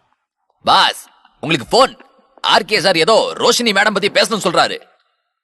ரோஷினி என்றதும் உடனே அழைப்பை ஏற்று பேசினான் ஆரியன். சொல்லு. முடிச்சிட்டியா? முடிய விட மாட்டேன். அவனை கொஞ்சம் கொஞ்சமா என் கையால கொள்ளுவேன். சிறிது நேரம் இருவருக்கு இடையில் அமைதி நிலவியது. பிறகு முதலில் ஆர்கேவே தொடர்ந்தான். போதும், இனி காட்ஸ் பாத்துப்பாங்க. நம்ம ஃபார்ம் ஹவுஸ்க்கு வா, அவ இங்கதான் இருக்கா.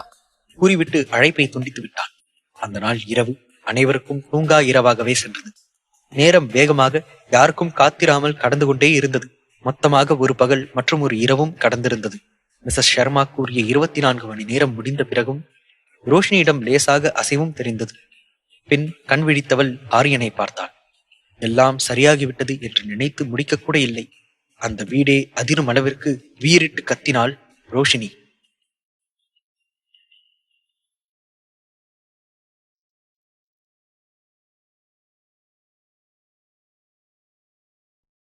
எபிசோட் 77.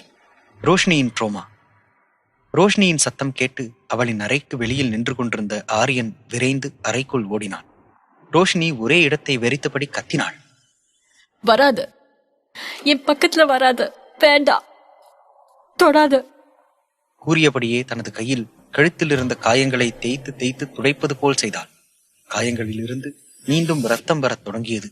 அதை பார்த்ததும் அவள் அருகில் விரைந்தான் ஆரியன். ரோஷினியின் கையை பிடித்துக் கொண்டான். ரோஷினி நிறுத்து, மறுபடியும் ரத்தம் வருது பாரு, இப்படி தேய்க்காத. கூறியவனை ஏதோ பேய் பார்ப்பது போல் பார்த்தவள் அடுத்த நொடி அவள் கையில் பொருத்தி இருந்த ட்ரிப்ஸ் ஊசியை பிடுங்கி அவன் தொடையில் குத்தி கீழே தள்ளிவிட்டாள். மறைந்து கொள்ள இடத்தை தேடி அறையை சுற்றி சுற்றி ஓடினாள். இறுதியில் கட்டிலுக்கு அடியில் சென்று கை கால்களை குறுக்கிக் கொண்டு அமர்ந்து கொண்டாள். இதையெல்லாம் அறையின் வெளியே நின்று மிஸ்டர் அண்ட் மிஸ்ஸஸ் ஷர்மா பார்த்து கொண்டிருந்தவர்கள் வேகமாக உள்ளே சென்று ஆரியனுக்கு உதவி செய்தனர். எனக்கு ஒண்ணும் இல்ல, அவ ஏன் இப்படி பிஹேவ் பண்றா? நீங்க 2 பேரும் கொஞ்சம் வெளியே இருங்க, நான் பாக்குறேன். ஆண்களை வெளியே அனுப்பி கதவை தாளிட்டவர் தரையில் அமர்ந்து ரோஷினிக்கு கையை நீட்டினார். இங்க யாருமே இல்ல, நீயும் நானும் மட்டும்தான் இருக்கோம். வா, தைரியமா வெளியில வா. மாட்டேன், நான் வெளியில வரமாட்டேன். சரி, வர வேண்டாம். நான் கேக்குறதுக்கு மட்டும் பதில் சொல்லுவியா? பதிலா? என்ன பதில்? எதுக்கு பதில்? சரி சரி, டென்ஷன் ஆகாத, நீ அங்கேயே இரு. ஆனா ஏன் வெளியே வர மாட்டேங்கிற காரணம் மட்டும் சொல்லு. உனக்கு மட்டும் சொல்ற, நீயும் தப்பிச்சு போயிடு. சொன்னவள் மெதுவாக வெளியே வந்து அறையை சுற்றி சுற்றி பார்த்தாள். பிறகு தனது கழுத்து, கை, கால், இடை என்று அனைத்து இடத்தையும் தொட்டு தொட்டு காட்டியபடியே பேசினாள். வெளியே வந்தா மறுபடியும் அவன் என்ன இங்க இங்க இங்க எல்லா இடத்துலயும் கடிச்சு வைப்பான். அசிங்கோ, ஒரே அசிங்கோ. சொல்லிக்கொண்டே இருந்தவள் சட்டென்று நிறுத்திவிட்டு எதிரில் இருந்த ஆள் உயர கண்ணாடி முன்பு சென்று நின்றவள் தன்னையே பார்த்தாள். அவளின் ஒவ்வொரு செயலையும் கண்காணித்தபடியே பின்தொடர்ந்து சென்ற மிஸ்ஸஸ் ஷர்மா ரோஷினியின் பின்னால் நின்று கொண்டார். கண்ணாடியில என்ன தெரியுது? ஏன் இப்படி பாக்குற? உங்களுக்கு தெரியல? பாருங்க, ஒரே அசிங்கமா இருக்கு. இந்த அசிங்கத்தோட நான் வாழவே கூடாது, செத்துடணும். ஆமா, நான் செத்துடணும். நீங்களும் என் கூட இருக்காதீங்க, உங்களை ஏதாவது பண்ணிடுவாங்க. போங்க, நான் சாகணும்.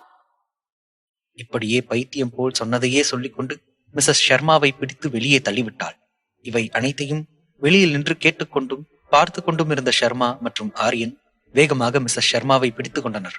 அடுத்து மிஸ்ஸஸ் ஷர்மா அவர் கழுத்தில் இருந்த துப்பட்டாவை தனது கணவரிடம் கொடுத்தார்.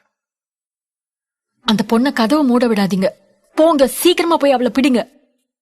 ரோஷினியின் செயலை கண்டு அதிர்ந்திருந்த ஆரியன் இப்போது மிஸ்ஸஸ் ஷர்மா சொன்னதை கேட்டு அதிர்ந்திருந்தான். ஆனால் டாக்டர் ஷர்மா அடுத்து ரோஷினி என்ன செய்வாள், தான் என்ன செய்ய வேண்டும் என்று புரிந்து கொண்டவர் ஒரே பாய்ச்சலில் ஓடி சென்று முதலில் மிஸ்ஸஸ் ஷர்மா கொடுத்த அவரின் துப்பட்டாவால் ரோஷினியின் முகத்தை மூடினார். பிறகு தனது பலம் கொண்டு அவளை வேறு எதுவும் செய்யாதவாறு பிடித்திருந்தார். அதற்குள் மிஸ்ஸஸ் ஷர்மா ஓடிச் சென்று அவரது பொருட்களில் இருந்த மயக்க மருந்து ஊசியை எடுத்து வந்து ரோஷினியின் கையில் இறக்கும் முன்பு அவரின் கையை பிடித்து தடுத்திருந்தான் ஆர்கே. ஆர்கே, இவளை இப்படியே விட்டுட்டா அடுத்தது தற்கொலை பண்ணிக்க முயற்சி பண்ணுவா. எங்களை எங்க வேலையை பார்க்க விடுங்க. மிஸ்டர் ஆரியன், கொஞ்சம் இவருக்கு இங்க என்ன நடக்குதுன்னு சொல்லி புரிய வைங்க பிளீஸ். மிஸ்ஸஸ் ஷர்மா கூறியதை கேட்ட ஆரியனும் ஆர்கேவை பின்னால் இழுக்க முயற்சி செய்து கொண்டிருந்தான். ஆர்கே, அவங்கள வேலை பார்க்க விடு. வா, நம்ம போலாம். ப்ளீஸ் வாடா. ஆர்கே காதில் யார் பேசுவதும் கேட்கவே இல்லை. மாறாக முதலில் மிஸ்ஸஸ் ஷர்மா கையில் இருந்த ஊசியை பிடுங்கி இரண்டாக உடைத்து எறிந்தவன் திரும்பி ஆரியனை இழுத்து அருகிலிருந்த சுவற்றில் தள்ளிவிட்டான். அடுத்து ஷர்மாவை பார்த்தபோது அவனோ எப்பவோ ரோஷினியை விட்டு நகர்ந்து அவனின் மனைவி பின்னால் சென்று மறைந்து நின்றான். ஆர்கே, உன்னோட ஹீரோயிசம் காட்டா இது நேரம் இல்ல. அவர் மேலும் பேசும் முன் அவர்கள் இருவரையும் பார்த்து எச்சரிக்கை செய்வது போல் விரல் காட்டி மிரட்டியவன் உதட்டில் விரல் வைத்து அமைதியாக இருக்கும்படி செய்கை செய்தான். அனைவரும் இவனை பார்த்து பயந்து நின்று கொண்டிருந்த நேரத்தில் ரோஷினி எதிரில் இருப்பது யார் என்று தெரியாமல் சரமாரியாக அவனது நெஞ்சில் அடித்துக் கொண்டிருந்தாள். அவளின் அனைத்து அடியையும் நெஞ்சில் வாங்கிக் கொண்டு நின்றிருந்தான் ஆர்கே. சிறிது நேரத்தில் அடித்து அடித்து களைத்து போன ரோஷினி ஆர்கே மீது வலுவின்றி விழுந்தவளை தன் கையில் தாங்கி பிடித்திருந்தவன் ஆரியனை பார்த்தான். இங்க என்ன ஹெச்டி பிரிண்ட்ல ப்ளூ பிலிம் ஓடிட்டு இருக்கு, வந்து இவ்வளவு பிடிடா. ஆரியன் புரியாமல் அவனையே பார்த்திருந்தான். கூறியவனை முறைத்துக் கொண்டே வந்து ரோஷினியை தனது கையில் ஏந்தி கொண்டான் ஆரியன். பின் ஆர்கே மெதுவாக ரோஷினி முகத்தில் இருந்த துணியை விளக்கியவன் அவளின் கண்கள் பாதி மூடியிருப்பதை பார்த்தவன் ஏதோ யோசித்தபடி மீண்டும் அந்த துணியால் அவளின் கைகளை கட்டினான். இதை பார்த்த ஆரியன், எதுக்குடா இப்ப அவ கைய கட்டுற? என்ன பண்ண போற? அவளே மென்டல் டிராமால இருக்கா. பார்க்கதான் பாவமா இருக்கா, மத்தபடி ஒவ்வொரு அடியும் இடி மாறி விடுகுது. கூறியபடியே தனது நெஞ்சில் பதிந்திருந்த அவளின் விரல் தடயங்களை காண்பித்தவன் மீண்டும் தொடர்ந்தான். இவளை தூக்கிட்டு அமைதியா என் பின்னாடி வா. பேசி பேசி என் எனர்ஜியை வேஸ்ட் பண்ணாத. கூறிவிட்டு அவன் நேராக தனது காரில் சென்று அமர்ந்து விட்டான்.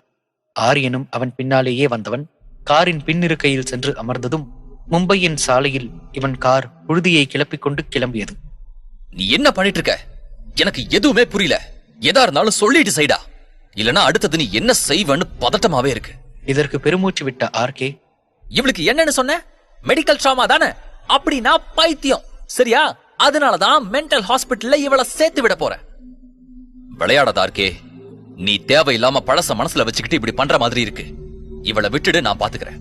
சரியான ட்ரீட்மெண்ட் கொடுத்தா கண்டிப்பா மறுபடியும் பழைய மாதிரி இவ மாறிடுவா. எல்லாம் சரியாயிடும். அட ரோமியோ சார், நீங்களா? வாங்க வாங்க. என்னடா இன்னும் வரலையேன்னு இப்பதான் நினைச்சேன், வந்துட்டீங்க. அது எப்படி சார் உங்களால மட்டும் மூச்சை புடிச்சு தம் கட்டி இவ்வளவு லென்த்தா பேச முடியுது? சிரித்துக் கொண்டே கேட்டவன் கார் ஒரு மருத்துவமனையின் முன்பு நின்றது. அதை பார்த்ததும் ஆரியன், ஆர்கே என்ன பண்ற? முதல்ல காரை இங்க இருந்து எடு, போலாம். அவனை திமிராக திரும்பி பார்த்தான் ஆர்கே. ரோமியோ சார், நான் உங்க டிரைவர் இல்ல, சோ காரை விட்டு இறங்குடாடே. கூறிவிட்டு முதலில் இறங்கியவன் எப்போதும் போல் இறுகிய முகத்தோடு ஆரியன் அமர்ந்திருந்த பக்கத்தின் கதவை திறந்தான். வெளியில மீடியா இருக்கு, அமைதியா வந்தன்னா அவங்க கண்ல படாம போயிடலாம். இல்லன்னா இவ யாரு, இவளுக்கு என்ன ஆச்சு, எதனால இவள நீ இவ்வளவு பேம்பர் பண்ற, இப்படி பல கேள்விக்கு பதில் சொல்ற மாதிரி இருக்கும். பரவாயில்லையா? ஆர்கே சொன்னதெல்லாம் போய். அங்கு எந்த பத்திரிகையாளரும் இல்லை. முன்பே இவனது ஆட்களை அனுப்பி இவர்களின் பாதுகாப்பை வலுப்படுத்த கூறியிருந்தான். இது தெரியாத ஆரியன் சிறிது நேரம் ஆர்கே சொன்னதையெல்லாம் யோசித்து பார்த்துவிட்டு ரோஷினியை தனது நெஞ்சோடு இறுக்கமாக அணைத்துக் கொண்டான். வரேன், பட் ஒரு கண்டிஷன். சைக்கியாட்ரிஸ்ட் டாக்டர் கிட்ட இவளை செக் பண்ணிட்டு நம்ம கூடவே கூட்டிட்டு போயிடணும். அதுக்கு சரின்னு சொல்லு, வரேன். ரொம்ப சந்தோஷம். இப்போ நம்ம ஆளுங்க வீல் சேர் எடுத்து வருவாங்க. எந்த சீனும் போடாம அவளை அதுல உட்கார வச்சுட்டு என்ன ஃபாலோ பண்ணு. ஆர்கே கூறியது போலவே ரோஷினியை வீல் சேரில் அமர வைத்தவன் அவனை பின்தொடர்ந்து ஒரு அறை முன்பு சென்று நின்றனர். அந்த இடத்தை பார்த்து மீண்டும் கோபமடைந்தான் ஆரியன்.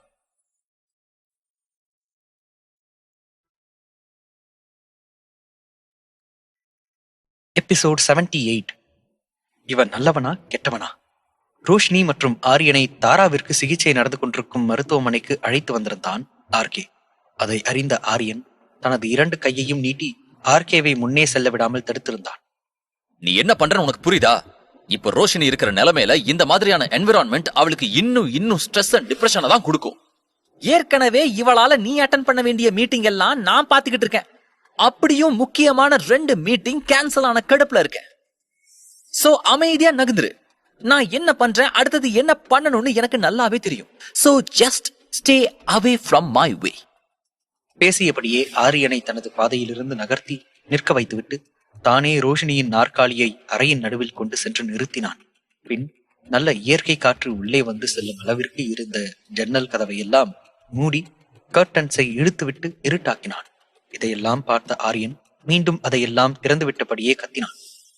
டேய் முட்டாள், நான் பேசிக்கிட்டே இருக்கேன், நீ உன்னோட வேலையை பார்த்துக்கிட்டே இருக்க. உனக்கு என்ன பைத்தியம் பிடிச்சிருக்கா? இவ்வாறு கூறியதும் ஆர்கே செய்து கொண்டிருந்த வேலையை அப்படியே நிறுத்தியவன் தனது சிவந்த கண்களோடு ஆரியனை நோக்கி நடக்க ஆரம்பித்தான். ஆர்கே, நான் கோவத்துல சொல்லிட்டேன். நம்ம கொஞ்சம் அமைதியா உட்கார்ந்து பேசலாம். கூறியவனை முறைத்து பார்த்தபடியே அவன் நெருங்கத் தொடங்கினான். அதை பார்த்து ஆரியன் கொஞ்சம் கொஞ்சமாக பின்னால் நகர ஆரம்பித்திருந்தான். எனக்கு பைத்தியமா? சொல்லடா, எனக்கு பைத்தியமா? கேட்டுக்கொண்டே அறையின் வெளியே வரை சென்றதும் ஆரியனை ஆர்கேவின் ஆட்கள் இருவர் அவனை பிடித்துக் கொண்டனர்.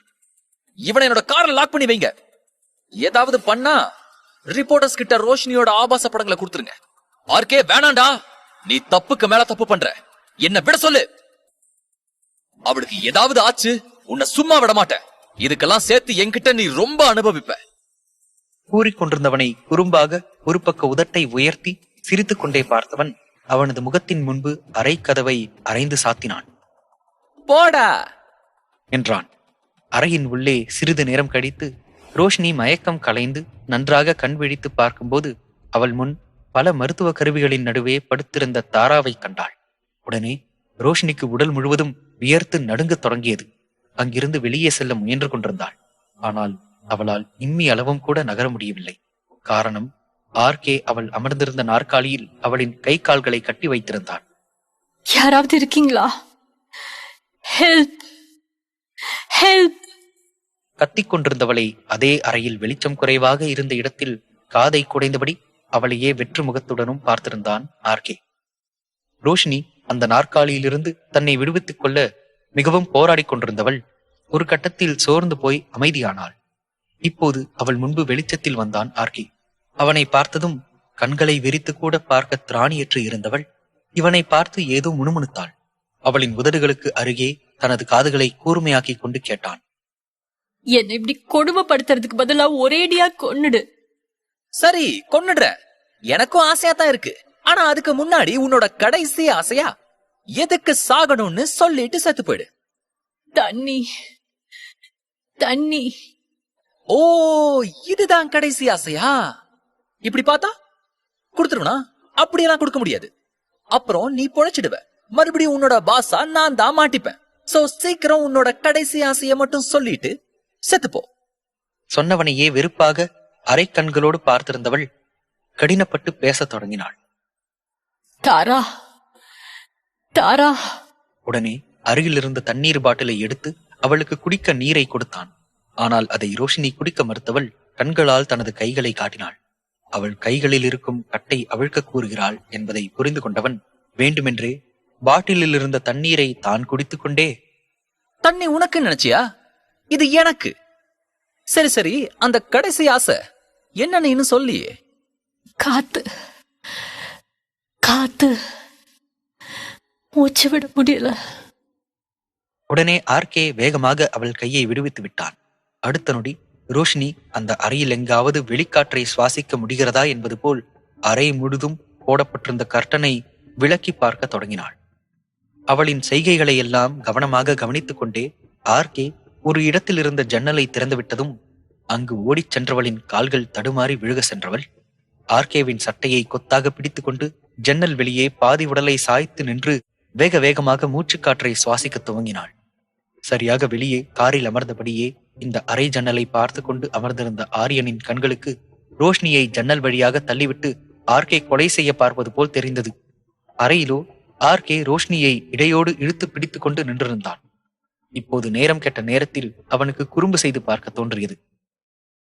கூறியவனை முறைக்கவும் திட்டவும் முடியாமல் மனதில் நொந்தபடியே அவன் மேல் சாய்ந்து நின்றிருந்தாள். ஏனோ இவளை இன்னும் இவ்வாறு சீண்டிவிட்டு பேச வைக்க வேண்டும் என்று நினைத்த ஆர்கே, உனக்கு ஜேம்ஸ் கேமரான தெரியுமா? அவர் மட்டும் உன்னோட இந்த பெர்ஃபார்மன்ஸ பார்த்தா கண்டிப்பா இம்ப்ரெஸ் ஆயிருவாரு. இதை கேட்ட ரோஷினி இவனை கோபமாக முறைக்க முயன்று பின் வெறுப்பாக வெளிக்காற்றை தனது சுவாச குழாய்க்குள் நிரப்பிக்கொண்டு, என்ன தொடாதீங்க, விடுங்க ப்ளீஸ்.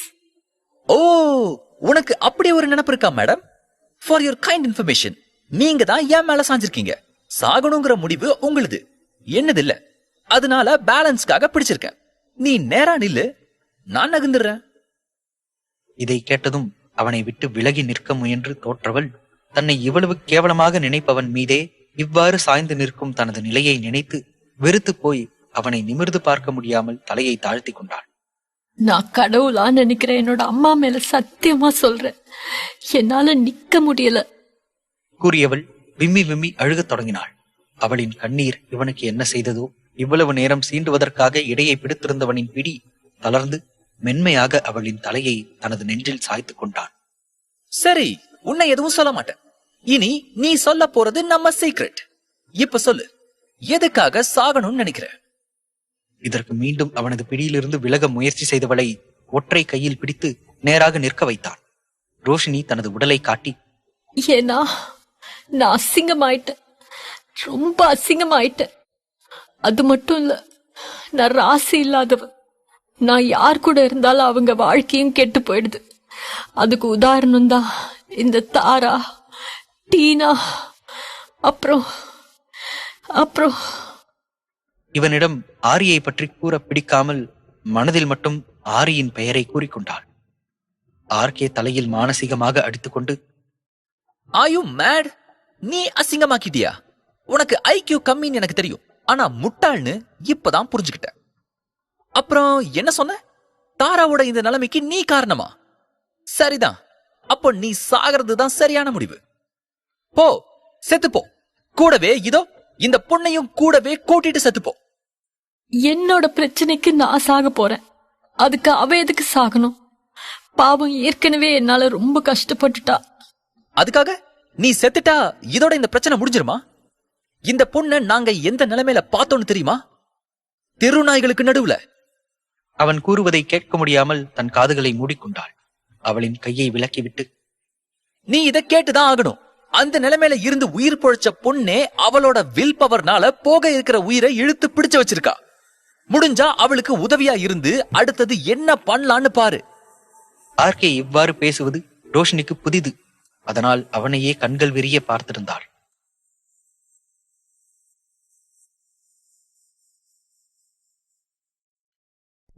எபிசோட் 79. ஆரிதான் ஆரியனா? ஆர்கே வேண்டுமென்றே ரோஷினியை காயப்படுத்துகிறான் என்று நினைத்து கொண்டு கோபக்கனலாக காரை விட்டு இறங்கியவனை தடுத்த பாடிகார்ட்ஸை ஒரே உதையில் அடித்து பறக்க விட்டவன் வேகமாக மருத்துவமனைக்குள் விரைந்து சென்று கதவை உடைத்து உள்ளே சென்றான். என்னடா பண்ற அவள? அப்போது ஆர்கே மற்றும் ரோஷினி நின்றிருந்த நிலையை கண்ட அடுத்த நொடி ஒரு கையால் ரோஷினியை தனது அரவணைப்பில் இழுத்து நின்று கொண்டவன் ஆர்கேவின் குரல் வளையை நெருக்கி பிடித்திருந்தான். ஆர்கே அடிவாங்கும் ரகமா? அடியை திருப்பிக் கொடுக்கும் ரகமே. அதான் தனது குரல் வளையை அழுத்தி பிடித்திருந்த ஆரியனின் கட்டை விரலை மடக்கி பிடித்து தன்னை அவனிடமிருந்து விடுவித்துக் கொண்டு இரு கைகளையும் உயர்த்தினான். Oh oh oh, relax mister Romeo, just cool. இப்ப எதுக்கு ஓவரா ரியாக்ட் பண்ற?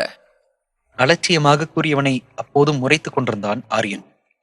வேணாண்டா, என்னோட பொறுமைக்கும் ஒரு எல்லை இருக்கு. தேவையில்லாம அதை சீண்டி பார்த்துட்டு இருக்க. கூறி எச்சரித்துவிட்டு மீண்டும் அவனது சட்டையை பற்றும் நோக்கத்தோடு முன்னே சென்றவனை நெஞ்சில் கை வைத்து தடுத்த ரோஷினி முயன்று இருவரின் நடுவே வந்து நின்று கொண்டாள். ஆரியன் சார், நீங்க ஏதோ தப்பா புரிஞ்சுக்கிட்டீங்கன்னு நினைக்கிறேன். சோ டென்ஷன் ஆகாதீங்க ப்ளீஸ். அவள் கூறியும் ஆரியன் ஆர்கேவை முறைத்தவாறு நின்று கொண்டிருந்தான். அதை பார்த்த ஆர்கே, இன்னும் ஏன்டா முறைக்கிற? அதான் உன் ஜூலியட் மேடமே சொல்லிட்டாங்களே. இன்னும் என்ன? ஷோல்டர் ஃப்ரீயா விடு, முகத்தை மாத்து, பார்க்க சகிக்கல. ஏளன சிரிப்போடு சொன்னவனை பார்த்த ரோஷினிக்கு அவசரப்பட்டு இவனுக்கு சப்போர்ட் பண்ணதுக்கு பதிலா பேசாம அமைதியா இருந்து இவனை அடி வாங்க விட்டுருக்கலாம் போல நினைத்து கொண்டாள். ஆரியன் ரோஷினி அருகே சென்று அவள் கைகளை பற்றிக் கொண்டு அவளுக்கு எதுவும் காயமாகி இருக்கிறதா என்று ஒரு முறைக்கு இருமுறை பரிசோதித்து பார்த்து கொண்டிருந்தான். ஆரியனின் செயலை பார்த்த ஆர்கே, இதோ தொடங்கிட்டான்ல ரோமியோ வேலைய. இனிமே நான் இங்க இருந்தா எனக்கு தான் கண்ணு அவிஞ்சு போகும். கூறியவனை ஆரியன் எதுவும் கூறும் முன்பே ஆர்கே அந்த அறையை விட்டு வெளியே சென்றிருந்தான். அவன் சென்றதும் ஆரியன் ஒரு நிம்மதி பெருமூச்சு விட்டு ரோஷினியின் கண்களோடு தனது கண்களை கலக்க விட்டவனை பார்க்க முடியாமல் பார்வையை திருப்பிக் கொண்டாள். ஆர்கே சார் எதுக்கு உங்களை ரோமியோன்னு சொல்லிட்டு போறாரு? ரோஷினி கேட்டது காதில் விழுந்தாலும் பதில் கூறாமல் பேச்சை மாற்றினான். இனி நீ எதுக்கும் பயப்படாத, உனக்கு எதுவும் ஆகாது. நான் எப்பவுமே உன் கூட இருக்கேன். முதல்ல நீ வா, நம்ம இங்கிருந்து கிளம்பலாம். கூறிக்கொண்டே ரோஷினியின் கையை பிடித்துக்கொண்டு அவசரமாக கூறினான். ஆனால் ரோஷினியோ நின்ற இடத்தை விட்டு ஒரு அடி கூட நகராமல் அங்கேயே நின்றாள். வேண்டாம் சார், நான் உங்க கூட வர விரும்பல. நான் எங்கேயும் வரமாட்டேன். நான் தாரா கூட இருக்கேன். தாராவுக்கு எதுவுமே ஆகாது. அவளை பார்த்துக்க இங்க நிறைய டாக்டர்ஸ் இருக்காங்க. நீ அவ கூட இருக்கணும்னு அவசியமே இல்லை. ப்ளீஸ் பிடிவாதம் பிடிக்காம வா, நம்ம இங்கிருந்து கிளம்பலாம். நம்ம தினமும் இங்க வந்து தாரா எப்படி இருக்கான்னு பார்த்துட்டு போலாம். இல்ல சார், என்னாலதான் அவளுக்கு இந்த நிலைமை. அப்ப நான் இங்கே இருந்து அவளை பாத்துக்கிறது தான் சரி. அப்படியெல்லாம் ஒண்ணும் இல்ல. நீயே எதையாவது கற்பனை பண்ணிக்காத. என்னமோ உன்னாலதான் அவ ஜாக்கி கிட்ட போய் மாட்டின மாதிரி பேசுற. அவ ஏற்கனவே ஜாக்கியோட கண்ட்ரோல்ல தான் இருந்தா. சோ அங்க நடந்த எதுக்கும் நீ மட்டுமே காரணம் இல்ல. இல்ல சார், நான் தாராவை பத்தி மட்டும் பேசல. நான் ஒரு ராசி இல்லாதவ. என்னால பல பேரோட லைஃப்ல சந்தோஷத்தை விட பிரச்சனை தான் அதிகமா வந்திருக்கு. என்னை இப்படியே தனியா விட்டுடுங்க. நான் எங்கேயாவது போய் தனியா இருந்துக்கிறேன். நீங்களாவது நல்லா இருங்க. கூறிக்கொண்டே தரையில் அமர்ந்து தனது கால்களை குறுக்கியவாறு முகத்தை அதில் புதைத்துக் கொண்டு அமர்ந்து கொண்டாள். அவளது இந்நிலையை வேதனையுடன் பார்த்த ஆரியன் ஒரு பெருமூச்சு விட்டவனாக தானும் அவள் எதிரே அமர்ந்து கொண்டான். சரி, நான் உன்னை ஃபோர்ஸ் பண்ணல. பட் ஒரு ரெக்வெஸ்டா கேக்குறேன். கொஞ்ச நாள் என் கூட இரு. அதுக்கப்புறம் உனக்கு எங்க போகணும்னு தோணுதோ போ. நான் உன்னை தடுக்க மாட்டேன். இப்ப சொன்னல, நீங்களாவது சந்தோஷமா இருங்கன்னு. நீ இப்ப என் கூட வந்தாதான் நான் சந்தோஷமா இருப்பேன். அந்த சந்தோஷத்தையாவது எனக்கு கொடு. ரோஷினி என்ன சொல்வது என்று தெரியாமல் அமைதியாக அவனை பார்த்து கொண்டிருந்தாள். அதை பார்த்த ஆரியன் அவளிடம் தொடர்ந்து பேச ஆரம்பித்தான். இங்க பாரு ரோஷினி, உனக்கு எப்படி தாராவுக்கு உன்னாலதான் இப்படி ஆயிடுச்சுன்னு கில்ட் இருக்கோ, அதே மாதிரிதான் எனக்கும். உங்களுக்கு எதுக்கு கில்ட்? என்னாலதான் உனக்கு இந்த நிலைமையோன்னு எனக்குள்ளேயும் ஒரு கில்ட் இருக்கு. இப்ப நீ தனியா கிளம்பி போய் உனக்கு ஏதாவது ஆயிடுச்சுன்னா அந்த நினைப்பே என் வாழ்நாள் முழுக்க குற்ற உணர்ச்சியில தள்ளிடும். அதனாலதான் கேக்குறேன், கொஞ்ச நாள் வந்து என் கூட இரு. அதுக்கப்புறமா உன் இஷ்டம். நீ எங்க போகணும்னு நினைக்கிறியோ அங்க போ. நான் எதுவும் சொல்ல மாட்டேன். ஆரியன் சொன்னதை கேட்ட ரோஷினிக்கு ஒரு தெளிவு பிறந்திருந்தது. பிறகு ஆரியனுடன் செல்ல ஒப்புக்கொண்டாள். இருவரும் ஒன்றாக மருத்துவமனையில் இருந்து கிளம்பி ஃபார்ம் ஹவுஸுக்கு வந்து சேர்ந்தனர். அடுத்த நாள் முழுவதும் ரோஷினி தன் அறையை விட்டு வெளியே வராமல் முடங்கிக் கொண்டிருந்தாள். அவளுக்கு உணவும் மருந்தும் மட்டும் ஆரியன் நேரத்திற்கு கொடுத்து கவனித்துக் கொண்டாள். ஆனால் ரோஷினி இப்படி அறைக்குள்ளேயே இருப்பது ஆரியனுக்கு பெரும் மன வருத்தத்தை உண்டாக்கியது. இப்படியே 2 நாட்கள் கழிந்திருந்த நிலையில் ஆரியன் டீனாவை அழைத்து ரோஷினியை பார்க்க வர சொல்லி கேட்டுக்கொண்டான். டீனா, கொஞ்சமாவது அவளோட மைண்டை சேஞ்ச் பண்ண ட்ரை பண்ணு. அவ இப்படி ரூம்குள்ளேயே அடைஞ்சிருக்கிறத பார்க்க எனக்கு கஷ்டமா இருக்கு. கவலைப்படாதீங்க சார், நான் வந்து அவகிட்ட பேசுறேன். மேபி இப்ப அவ ரொம்ப பயந்து போயிருக்கிறதால இப்படி இருக்கலாம். அவளோட கான்சென்ட்ரேஷனை வேற எதுலயாவது ஒரு விஷயத்தை யோசிக்க வைக்கணும். அவகிட்ட பேசி மறுபடியும் ஆபீஸ் ஜாயின் பண்ண சொல்லி கேட்டு பாக்குறேன். அன்று மாலையே ரோஷினியை பார்க்க வந்த டீனா மெதுவாக கதவை திறந்தாள். ரோஷினியோ அறையின் உள்ளே யாரோ வரும் அரவம் கேட்டு வேகமாக கால்களை குறுக்கிக் கொண்டு முகத்தை தன் மடியில் புதைத்துக் கொண்டாள். ரோஷினி இருந்த நிலையை பார்த்து டீனாவின் கண்களும் கலங்கின. ஆனால் அதை காட்டிக்கொள்ளாமல் ரோஷினி அருகில் சென்றவள் அவள் தலையில் கை வைத்து வருடிக்கொண்டே ரோஸ் பேபி என்று அழைக்கவும் டீனாவின் குரல் கேட்டு சட்டென மேலே நிமிர்ந்து பார்த்த ரோஷினி கண்களில் நீர் பொங்க விசும்பிக் கொண்டே தன் தோழியை தாவி அணைத்துக் கொண்டாள். டீனா, அவ என்ன? டீனாவிடம் அழுது கதறியவாறே கூறிக்கொண்டிருந்தாள் ரோஷினி. டீனாவும் அவளை கண்ணீரோடு இறுக்கி அணைத்துக் கொண்டாள். சரி சரி, அதெல்லாம் முடிஞ்சு போச்சு. இன்னும் அதையே யோசிச்சு இப்படி ஒரே இடத்துல உட்கார்ந்துட்டு இருந்தா எல்லாம் சரியாயிடுமா? நம்ம எங்கேயாவது வெளியில போயிட்டு வரலாம் வா. இல்ல, நான் எங்கேயும் வரல. நம்ம எங்கேயும் போக வேண்டாம். நான் உன்கிட்ட நிறைய பேசணும். நீ எங்கேயும் போயிடாத, என் கூடவே இரு ப்ளீஸ். குழந்தை போல் அடம் பிடித்து கேட்டவளை வருத்தமாக பார்த்த டீனா பேச்சை மாற்றுவதற்காக, உனக்காக நான் உன்னை கொண்டு வந்திருக்கேன், இங்க பாத்தியா? கூறிக்கொண்டு தனது ஹேண்ட்பேக்கில் இருந்து ஏதோ ஒன்றை எடுத்து ரோஷினியின் கையில் வைத்தாள். அது என்னவென்று பார்த்ததும் ரோஷினியின் முகம் மலர்ந்தது. கூறிக்கொண்டே தனது மொபைலை உயிர்ப்பித்தவள் யாருக்கோ ஆர்வமாக செய்தி அனுப்பி கொண்டிருந்தாள். அவள் என்ன செய்கிறாள் என்று சற்று எட்டி பார்த்த டீனாவின் முகம் கோபத்தால் சிவந்தது.